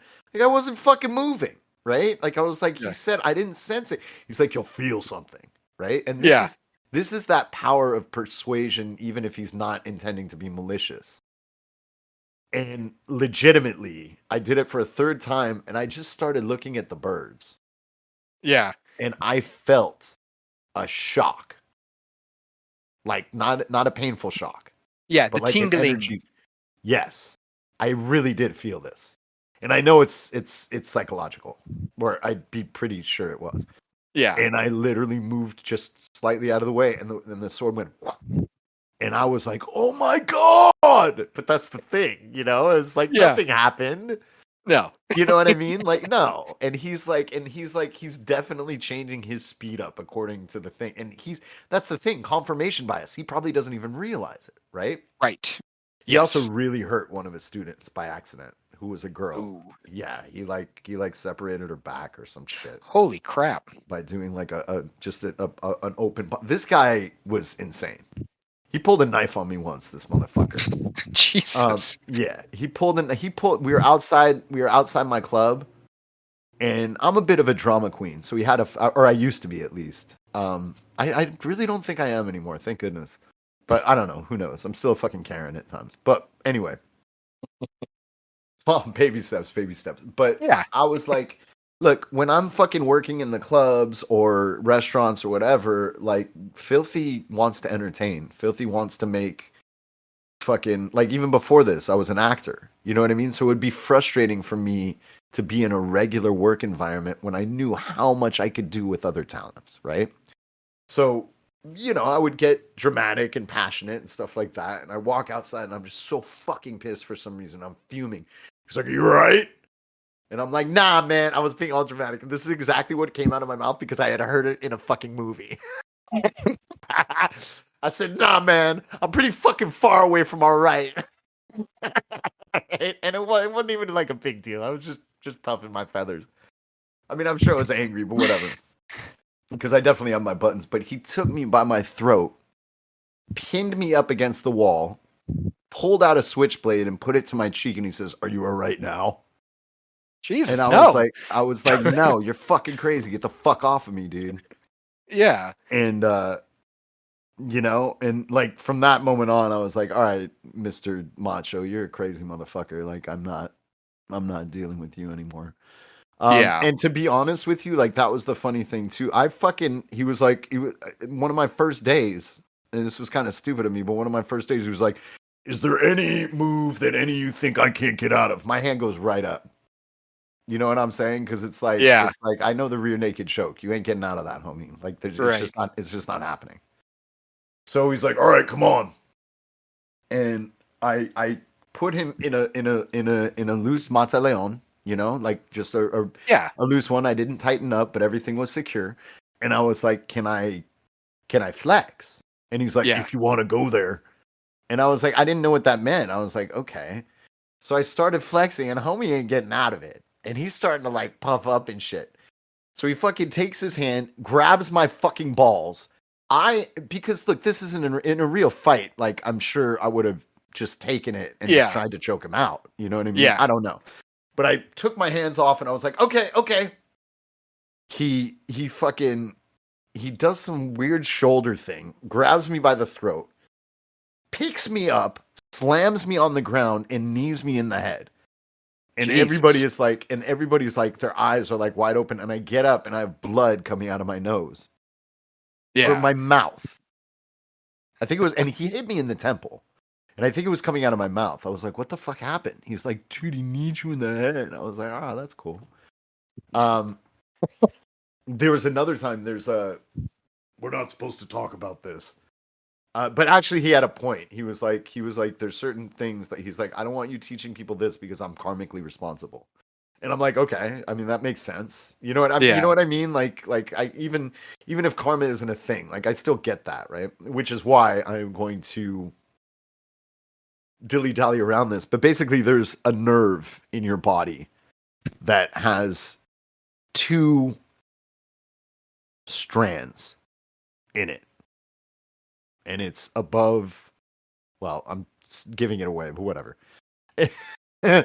It's above your dick. Like it's below your abdomen, right? And above your dick. And it's like, and the reason why I know that there's 2 synapses or whatever the fuck it is that come down is because he fucking pinched them. Ow. He's like, well, you know, he was just like pressure points or whatever. And he's like, if you're in a bad situation, you can take your thumb and finger and pinch this nerve right here, right? And he's like, he had us all do it. And he did it to me. And I was ready to fucking just fuck him up, dude. Like, and just die. Because that shit hurts so fucking bad. I learned a lot of pressure points in Kempo and stuff. They call them poison pockets. So is there anything to any of those? So, I mean, there's pressure points, and they do hurt. Right, but I mean, hurting like you've got your forearm against someone else's forearm and it's about to break. No, it's exactly. just a good way to look at this is a white belt in Brazilian Jiu-Jitsu. If you're in their guard and you're trying to go past it, you take your elbow down, right, and you kind of put it right on the inside of their thigh, right? Yes, and you press and wiggle it. Their leg's gonna move. Tyrannosaurus arms. Exactly, their leg's gonna move, and you can pass. Put your leg on there. Try it on a black belt. His leg ain't moving. He doesn't care anymore. He's had that pressure point pushed on thousands upon thousands upon thousands of times. The black belt's not going to give a crap. He's going to tap you. And so yes, they are there. Yes, they do cause pain, but that's the reason that pro fighters don't bother with them. Is they're like, but you can press on that all you want. Because I get punched in the face for a living. Right. You know? And that's the I mean, that's why it's because with my adrenaline and the speed I'm going, you're going to try and push me under my armpit. Okay. Like I'm just gonna punch you. You know, it's so that's another thing too. Yeah, I learned a lot of those. They called them poison pockets in Kempo. So I learned all over the arm, the chest, all different spots on the legs, the groin, like. So they do feasibly work. It's just you don't want to use them in a fight. And can any of these things like actually incapacitate you or debilitate you? So some like if you get hit hard enough, like the dead arm, you know, someone punches you right in the middle of your bicep. Like it hurts. It kind of hurts to move it up, and your hand will feel a little weak. But you know, if you've got like an adrenaline dump because you're in an actual fight, you're probably not even going to notice that you got hit there. No, of course. Yeah, I mean, afterwards you're going to be like, "Why does my arm hurt?" You'll be like, "Oh, I guess he did punch me there." Okay, but like in the moment. No, it's not going to, especially if they have a full-blown adrenaline dump. The brain's not even going to care. it's your brain's gonna be like, we'll deal with that tomorrow. Okay, so now with what you know, we're gonna take a little deviation. I want you, just ego aside, if you're comfortable, rank Oh, yeah. your top 5 effective martial arts, starting with number 5 at the worst. Oh man. Yeah, like if you want to, I could probably do that as Okay. well. So I know my 5. I just don't know how to rank them. So this is objective, though. It is, yeah. So I would say number 5 for me would be boxing. You can't go wrong with it. No. If you're a skilled boxer and you get into a street fight, you're gonna fuck some shit up. Yeah, it's true. After that one, see, this is where it gets really difficult for me. I would say, I'm gonna go with judo as number 4. Fuck yeah. Now, if I'm looking at everything, I put judo at 4. If I'm looking at just street fighting, I'd put judo a little higher, just because if you drop someone, on their back on that was one of concrete, my street fights. I still have a Yeah. dislocated arm because I fought a judo guy. Yeah. oh, poor He man. fucking flipped me and I landed on my own arm, and he was sitting on me with his fist, like about Yes. to punch my face, and I was like, Oh. "Get the fuck off me, dude!" And he didn't do it. And like in Right. retrospect, I was like, that guy was a judo practitioner. Okay, go Yeah, ahead. yeah, dude. Oh, I would never get in a fight with someone who knows judo. Nowadays. Back in the day, I would have, but not. Yeah. No, hell no. Right. After judo, so I would say number 3 for me would be kickboxing. There's my shit. Love me some Little bit of Muay kickboxing. Thai. Little bit of Muay Thai. Right? No, I'm saying Muay Thai is different from Okay. traditional kickboxing, so Fair that's going to enough. be a different Was part. this American kickboxing or just traditional kickboxing? I'm Or does it going matter? I'm going traditional kickboxing. Okay. Okay. Little bit of that international circuit there. Okay. So wait, just real quick, are we talking about like the Dutch stuff and like stuff like that? I would say like Not necessarily. I would say like the Like stuff in what's the traditional as K1, opposed to Muay Thai? Okay. like the K1 style. So you can tell that people have done Fantastic. taekwondo and stuff like that before they got into it, Right. because they just have amazing kicks that come from Yeah. every fucking angle of Yeah, the speed of light. K1's no joke. Yeah. Love that. I love watching that shit. Yeah. Number 2 for me is going to be Brazilian Jiu-Jitsu. Yes. And the only reason it is not number 1, and it's because I'm a stand-up fighter, and that's where all my stuff was. Number 1 Sure. for me, hands down, is Muay Thai. Whoa! I love Muay Thai. How long did you do Muay Thai there? Though? I never really did any. I learned some stuff here or there, Bro. but after all of the stuff that I have been watching just over the years, and here's the main reason it's my favorite stand-up. So it's between that and kickboxing. The reason I like it more than kickboxing Simpler, is I bet. because it has a more and I don't want people to take this the wrong way, but its approach is more simplistic. 8 moves. And when I say simplistic, they have very few strikes that they teach. Yeah, but and you you don't need practice them anymore. a million fucking times. Yeah. And you are so good at them. And you look at like the world champion like Muay Thai fighters, when they throw combos, they're usually only throwing 3, maybe 4 strikes in a combo. It's they've got out all of the fluff. There's nothing there that doesn't need to be that's what there. I love about it. And you don't have to think about it as much. Whereas with these K1 fighters, you watch these world champions, you will see them throw combos 6, 7, 8, 9, 10 strikes in a row, dude. and it's gorgeous and it's beautiful It and is. it's It so is. And hard that's what to do. that's what I enjoy about talking with you as well, because you do see it as an art. When I Yes. see 2 people fighting, I see them as like 2 insects because we're animals of this earth. You know what I'm saying? Yes, And that's so beautiful because it's so fucking primal and so fucking simple. It's a representation of the battle for survival. And I love that. Yes, and that's the reason I like Muay Thai more than kickboxing, is just because they have taken out so much of the fluff and the From flair. the kickboxing, such and as all- what? Such as the taekwondo shit you're probably talking about. Yeah, so like you look at a Muay Thai fighter, he's got a smash kick, a front kick, and a knee. Those are the primary kicks that he's going to be doing. Mhm. You look at someone in K1, they've got a front kick, a side thrust kick, a spinning back kick, a crescent kick, roundhouse hook, spinning roundhouse. They have so many of these kicks, and they do all work, and they are all Sure. fantastic fantastic, Sure, but they are it's so different. hard to do. It's not only that- that. It's that you don't need anything else. Like those Right. Muay Thai combos, like that's like let's defend against getting hit by a bat. You know what I Exactly. mean? Like we don't need You don't block them. You get obliterated by them. yes.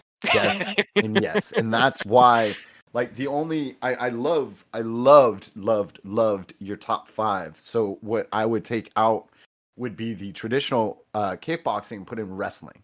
Wrestling is something I haven't done myself. I've never done it. Well, actually Right. I did. I trained with the guy who trained Dan Henderson briefly, and it was like insane. But just what I know objectively, again, no confirmation bias here. I haven't really done wrestling. I do know it's one of the great martial arts. And Yes. it has been that way since again the beginning of the UFC because you had straight wrestlers winning. Oh these yeah. fights. Yes. It's yes. a devastating Absolutely. martial art.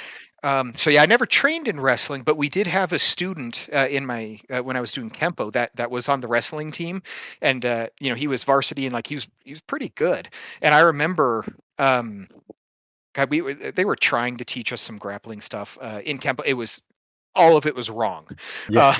They were not doing it right, but they knew UFC was getting popular, so they're trying to throw that shit in there. So they had us do some like Yeah. groundwork type Yeah, dude, stuff, it's so and fun. I remember Again, working that's with that confirmation wrestler. bias. Change it. Go train MMA. Yeah, Man. You're just not going to right. survive, buddy. I'm sorry. Yeah, but I remember I was working with him, and this wasn't, we weren't like actually rolling or anything. We were just doing like the techniques. And I remember when he like, put his chest on top of mine, and we were about the same weight. He felt like he weighed 1,000,000 pounds. And you know what that is, bro? Technique. It's crazy. Yes. It's Yes. that one little pop from that boxer I was talking about at 12%. It was like, I know he Yes. just tagged me with hardly any of his strength. Why do I feel like I've been hit? Because that Right. technique makes it feel like a fucking rock. Yeah, and I'm sitting there, the guy's on top of me. I'm like, I can bench press more than he weighs. Yeah. Why can't I move him even an inch? Right. So It's from a 'cause he had jiu-jitsu, his weight was spread out so fucking that's well. what I was There about was to no say. hope. There was no So, hope. From a jiu-jitsu standpoint, it's like you see how flexible I am, right? Oh yeah, you must have one hell of a rubber guard. So I never learned the rubber guard, and that's why I kind of wanted to start training with Eddie Bravo or some shit like that. Because for those of you listening that are into martial arts and shit, I can put both legs in the back of my head, and it's like I incorporate that shit when I fucking roll. There was one time I was fighting with my buddy who was a Muay Thai. I don't know if he was a champion, but he was really fucking good. Japanese dude. And he was just a really good guy. Anyway, this was the guy that kicked me on my leg and I fell down. And I was just like, Yeah. I was just in shock because I was like, what did he do? He didn't even hit me hard, but I just went down. So whenever I would spar with this gentleman, and I knew Muay Thai, I just never been in the ring like this motherfucker. Right. And he was such a good dude. But my coach was like, all right, Filthy, you got to take him to the ground because, you're not going to be able to stand up with him. And I'm like, yeah, you're fucking totally right. That's the only chance that I'd have. And I remember I would get out of positions by literally, okay, well, I would stretch my legs in such ways where, like, just imagine like a kung fu horse stance. Yes. Okay. But on the ground, and my left leg would go behind someone's head that was to Jesus. the left of me as they were trying to submit me in another way. And that's how I'd get out of things and so on and so forth. So one time he was on top of me and I was trying to set up a Goga Plata. And a Goga Okay. Plata, if I remember, it's been a long time, but basically I'm putting my fucking leg under his arm, wrapping it around, swinging over his body, securing the right side of his body with my arm so he can't move, and then adjusting my position to break his arm. So basically, I again, like my legs are like arms when I'm rolling with people, like straight out, and I can move them like that. That's Yeah. why I want to get good at this stuff because I think I'd be really good. Oh, just dude, that's a based on that huge alone. advantage. Yeah, Huge based- advantage. based on that alone. So I have one leg, I'm trying to get it over, and he's like starting to neck crank and confining the space. And I'm like, fuck, I've got this left leg free. So I pull my left leg over to try and do some crazy shit. He crunches into me and starts cranking my neck. I'm in lotus position. Okay. Okay. I'm literally in lotus position with him crunching me into a little ball. And my coach walks by and is looking down on me and he's smiling. And I tap, right? Because he's got a neck cranking. So I tap. And my coach is looking, he's right over me. And he looks down and he goes, "That's the first time I've seen someone get tapped in lotus position." And this dude's seen it all. But again, that's why like a big part. Oh, fuck. That's not good. Hold on one second. That's why a big part of me is wasn't that bad. Quick reflexes. I'm a martial artist. I caught it in midair, Joe. You needed to yell Ki, man. Yeah! Come on. There it is. Come on. Treat you like one of my students. I didn't hear you. I did it now. But yeah, what was I just saying? We were talking about your lotus position. Yeah, I've told this on stream before. We're gonna wrap it up soon, but I do want to tell this one story. So, there's different reasons why I started training martial arts. Number one, my family never put me in. We couldn't, I guess, really afford it, and so on and so forth. And I had always been fascinated with that kind of stuff because that's to me, besides the bullshito and everything, that to me is magic on the earth. You know what I mean? Yeah. These like, crazy cool things that have been invented a long time ago and just get refined. And, it's how we fundamentally defend ourselves as human beings. It's very intriguing to me, right? Yeah. And again, I like the practical aspect. So I think you might have heard this story. I might have told you when we talked last time, but I'm going to tell it again. So I get into training MMA. I had done Muay Thai, and I was like, fuck it. I want to try some MMA. And I was lucky enough to have a guy who was a black belt who was like really good friends with Royce Gracie. They came up together, and he studied with him. Lars Wallen, very good instructor, very good coach. And I also felt good because I finally had a coach and not a sensei. You know what I'm saying? Which made me feel like, okay, right, things are more practical now. Yes, right? Because I'm training to be a professional fucking fighter, and I wasn't sure, but what I was sure was that I wanted to right at that point train to get to the level. So if I ever did need to hop into like the ring or something, that I'd be fine. That's the level I wanted to get to. I don't think at that age I realistically had any expectations, but I knew I had some time and I wanted to train fucking hard. Yeah, and I was training 4 to 5 days a week, 4 to 8 hours a day. Because that's the way, man. Yeah, because when I latch onto something and when I love something, that's what I do. So, and I fell in love with it because it's like, again, like I'm uncannily flexible compared to most. You know what I mean? And oh yeah, you're definitely a lot more flexible than me. That's for damn sure. Yeah, and like I'm so flexible. And ego aside, dude, I'm so flexible. I could probably come up with some of my own jiu-jitsu moves once I got good enough. I mean, a purple belt came up with a triangle, and with the crazy fucking contortionist shit I can do. So we'll see. But anyway, so I training for a while, and like I said, among being insecure and just an empathetic, nice person, I like to be humble when I'm training. I love the experience. I love the other fighters. And usually in my experience, there's ego there and so on and so forth, but you stay humble and you keep humble and it's usually pretty cohesive. And there's going to be asshats around, but that's the thing. Asshats never scared me. Like, I don't care if you're literally a Brazilian jiu-jitsu black belt and like a fucking crazy kickboxer, nowhere a level I would never be near. Don't talk shit to me in the gym because I'll still put you in check. And then if you want to beat me up, that's on you. Yeah. You know what I'm saying? Like, I don't give a fuck, dude. It's different shit. It's bigger than your ego. Yeah. So anyway, speaking of, there was an 18-year-old kid that was training with us. And,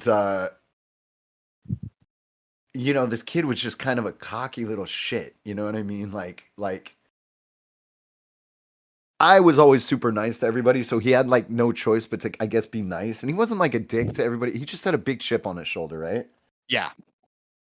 And this kid was a lot. I was them 35. Yeah. I was 35. This kid was 18. And I was just starting out in jiu-jitsu, and this kid would tap the fuck out of me every fucking time. And he'd get off on it too because I was a man. You know what I mean? Yeah. But he had Yeah. just like he had been training for probably a year and so on and so forth. He was pretty good, I still weighed a lot more than him. And my coach was always like, "All right, Filthy, listen, it's about technique. It's not about strength. And I want you to remember that." And so the way I figured it, as I was a beginner, still am probably, I if I trained that way, where I wasn't being reliant on my strength and so on and so forth, I would learn a lot more quicker. Yeah. By just trying to fall into the technique and not really worry about my ego and stuff like that. That was my method. So I would be super calm with people and just kind of try and set up techniques and like stuff like that.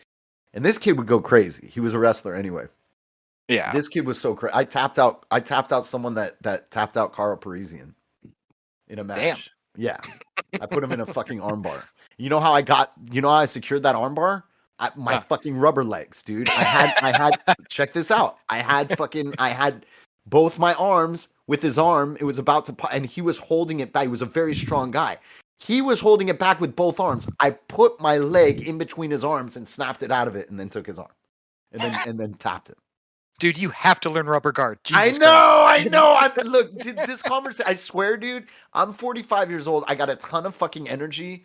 And that is one thing that would add so much benefit to my life right now. So maybe I'll see. I'm producing all these things and so on and so forth. But It takes up a lot of time when you get into it. It takes up a lot of time. But yes, I love it. So anyway, this kid keeps fucking going hard on me and keeps tapping me. And I'm fine. I'll tap. I don't want cauliflower ear.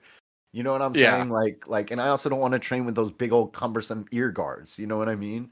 Right. I'll just fucking tap, whatever. I don't care. I'm learning. Yeah.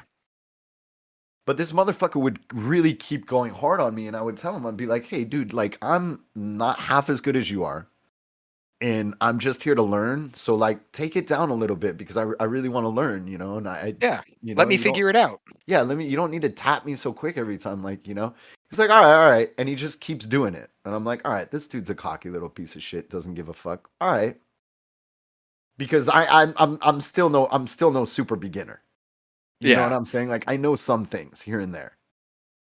And this kid, after I had told him these things, I remember I was on my back and he's trying to get position, but he jumps on me with his knees because he's being fucking careless and separates both my ribs on one side.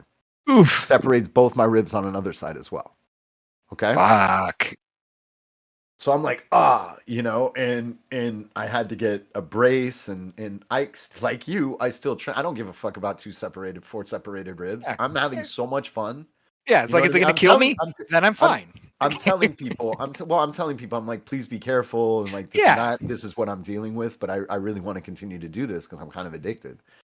So, still going at this dude. I never told him that he was the one that separated my ribs. I just didn't think it was kind of like a proper thing to do. I just kind of kept it to myself. Yeah. But I was like, if this kid keeps going hard, I'm gonna start actually using my strength, and we'll see what happens. Yeah. So I get back and I tell him to chill out again, and he doesn't. And I switch up my position. Now here's the thing: when you're training, especially training to be a professional, which I probably was not training to be, but you don't really want to, it depends, but you don't really want to fuck around with leg locks too much, Yeah. Like, these guys have careers. And then also, like, even for not fighters, like, you definitely don't want to do that. My coach was telling me the only major injuries he's had comes from white belts. Yes. And there's something to be said for that, right? So anyway, you want to kind of avoid, putting people in leg locks and stuff like that. And this kid, and I was just like, okay, I've got the opportunity. I'm grabbing his fucking ankle. So I put his foot under my armpit and I secured his fucking ankle under my armpit. I pinched it. I had my forearm under his calf. Okay. And I started wrenching.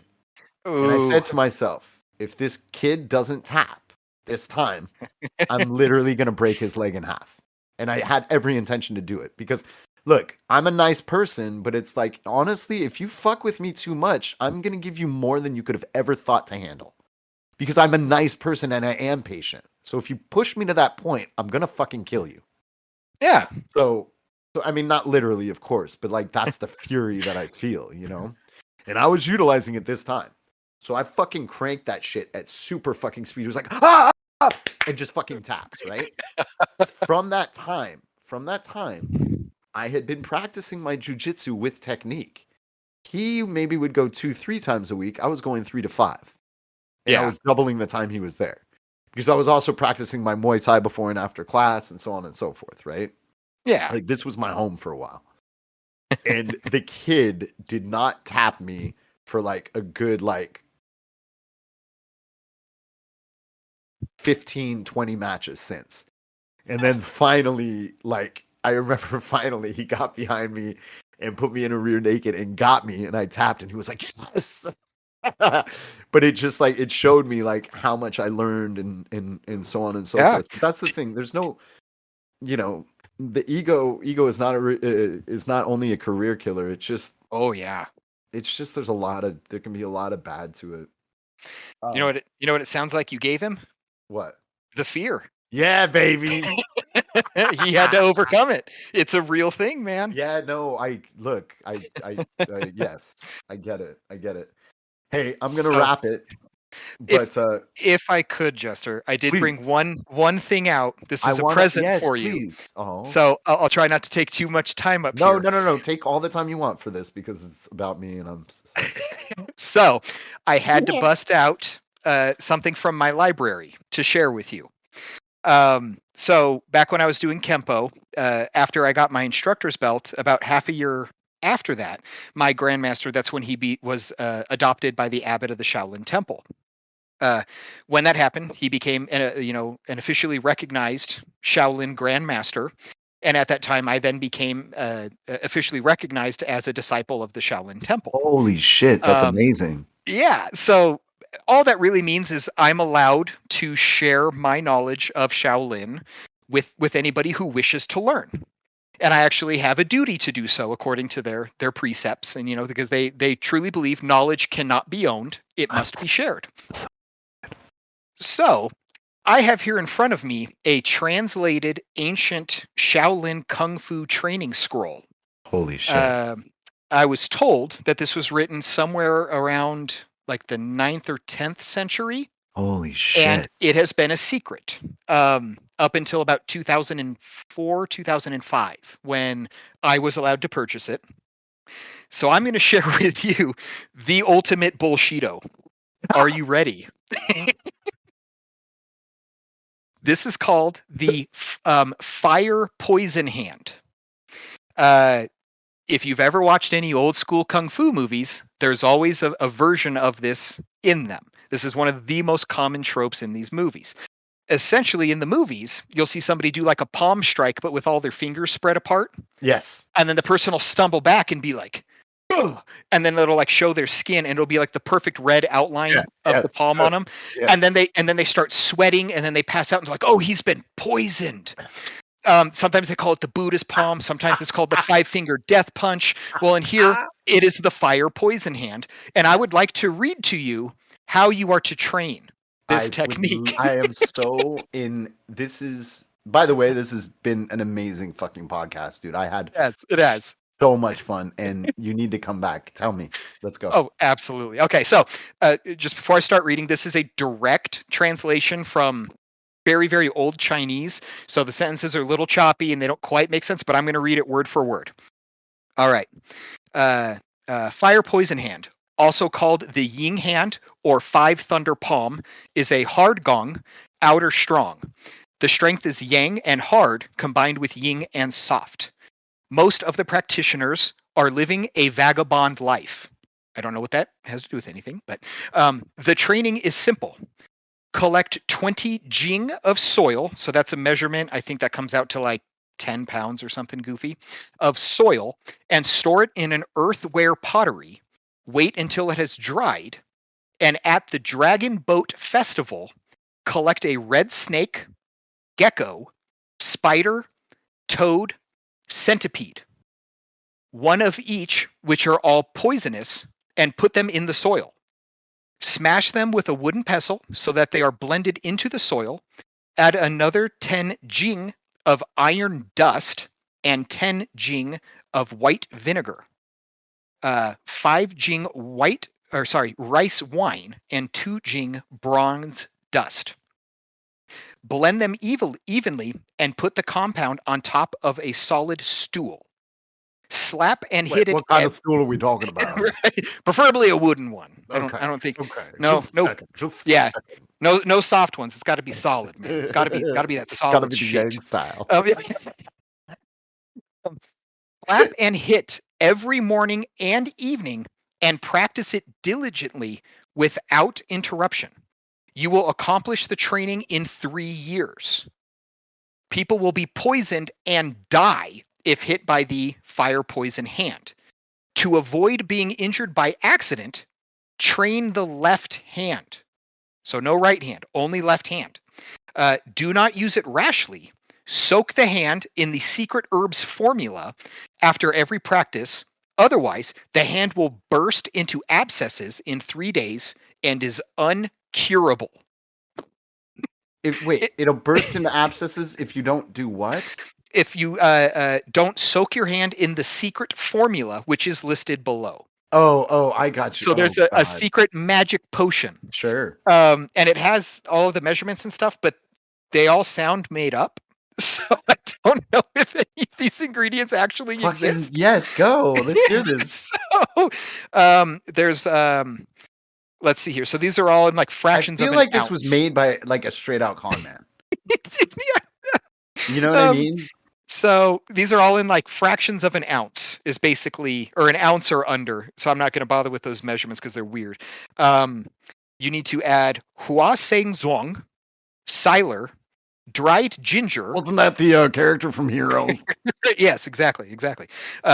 Black Sakama, Malibris Phalatorata, Sal Ammoniac, Tangquay tail, and that's tail like an animal's tail. I don't know what that animal is. They all sound like they're real things, to be honest. Right? Like, but I've never heard of any of them. Oh, you haven't? No, I've never, well, like ginger, obviously I've heard of ginger, but I've sure. never heard of any of this. Yeah, crap. this is how you do the ploy. This is like the Weekly World News thing, you know? B-52 found on the bomb on the moon. Really? Right? Lanicera flower, Sozonepeta, Atractylodes, Dictamnus, I've got plenty of Biota, that. right? Buying, Aspongipus chinensis, Carthamus, Philodendron bark. So that one actually sounds pretty real. Tribulus scrofularia. So there's a lot of Copus. Latin in this as well, which would Yeah, be their it's things, but right. wouldn't they have an Asian name instead or no? Some of them do. Like some of them have the Asian names, and some of them are just translated. I'm very just saying in the well. 9th century. Like, yeah, it's weird. So I'm It's kinda weird, yeah. assuming, I I'm don't know. assuming they were all in Chinese, and they're like, oh, that's this next one, Oh, okay. limestone. Sure. Limestone. You add in got you. 8 ounces of limestone. Right. Oh, I would imagine ground up. It doesn't say. Acicrum and actinolite. So you mix all these together, and then you soak your hand in it every night. Otherwise, your hand will break out in abscesses after 3 days, and it should will be test that. incurable. We should test that. All I'll right, do it. I'll I'll do call it. some people and get I'll and get do my it. mortar and pestle ready. Yeah, right. And then it then goes on to explain how to treat it if you get hit by it. And then this magical concoction is a lot easier. It's Angelica, Ligusticia, Siler, a little bit of pyrite, and some cinnamon twigs. Oh yeah, don't forget the cinnamon twigs. Yeah, that's for the aftertaste. Yes. But if you get hit by it, you add that concoction to your body unless it's to your head, at which point you just do not add the pyrite. So with so much like amazing things that have been discovered in the past and so on and so forth, how does this shit it's always like what I'm realizing in life is there's like one fucking asshole who fucking ruins things for so many people because like I was saying, then there's other people that jump on the bandwagon of bullshit. But it Yes. starts with one fucking asshole. Yes, and I think it just slowly gets worse as the torch keeps getting passed. Yeah. So yes, the first for so sure. the first guy probably was like, "Oh, if you do this technique, it'll burn their skin for 5 hours." And the next guy was like, "It'll burn their skin for 5 weeks." And the next guy was like, "No, no, no, it'll blister and be permanent for the rest of your life." And then one guy was like, "No, no, no, you'll just die." And I think it just slowly gets more dude. exaggerated. We are an interesting bunch, dude. Hey man, I had such a blast with you. I hope we can do this again. Like I mean, Absolutely. fuck, we could even talk about the same type of shit. But this I- was I could go on this for was- hours. I So know, and yeah, me man. too. And me too. But this was And we this have. was yeah, I think it's been about 2 hours. I'm elated right now. I'm so glad we did this. I'm gonna put this down and we're gonna put it out there. I love you. I consider you a friend. I'm very happy we met. And if you're, I don't know where you're at, but if you're ever out in LA, we're gonna have to exchange some techniques and I'll teach you some Shaolin, bro. dude. You don't like. I've come up with my own Shaolin. Like man, I'll teach you real Shaolin. no, Then I you can know, be but like, I can't wait to show you some of the shit that I've come up with on my own. Yeah. And you'll be like, holy shit, that kind of looks like it. like Anyway. that's real. Yeah. Well, thank you so much for having me, man. Oh, This brother, was an it was a absolute fucking fucking blast. I totally agree. All right, my man. Yeah, until next time, and I definitely want you back here. So, ladies and gentlemen, I hope you enjoyed the podcast. I am the Filthy Jester. I stream on twitch.tv. I am producing 3 series right now, one of which is an interactive sci-fi comedy sitcom that eventually is going to star you guys. So I'm definitely going at this Twitch thing off the beaten path, and I hope you guys come in and join me on there. On Tuesdays we have Deep Philosophy, but like I said, it's. I hope it turns into something that's just like you are. Is this Twitch anyway? Yeah, Ninjo, bro. If you ever start streaming, you know I got you.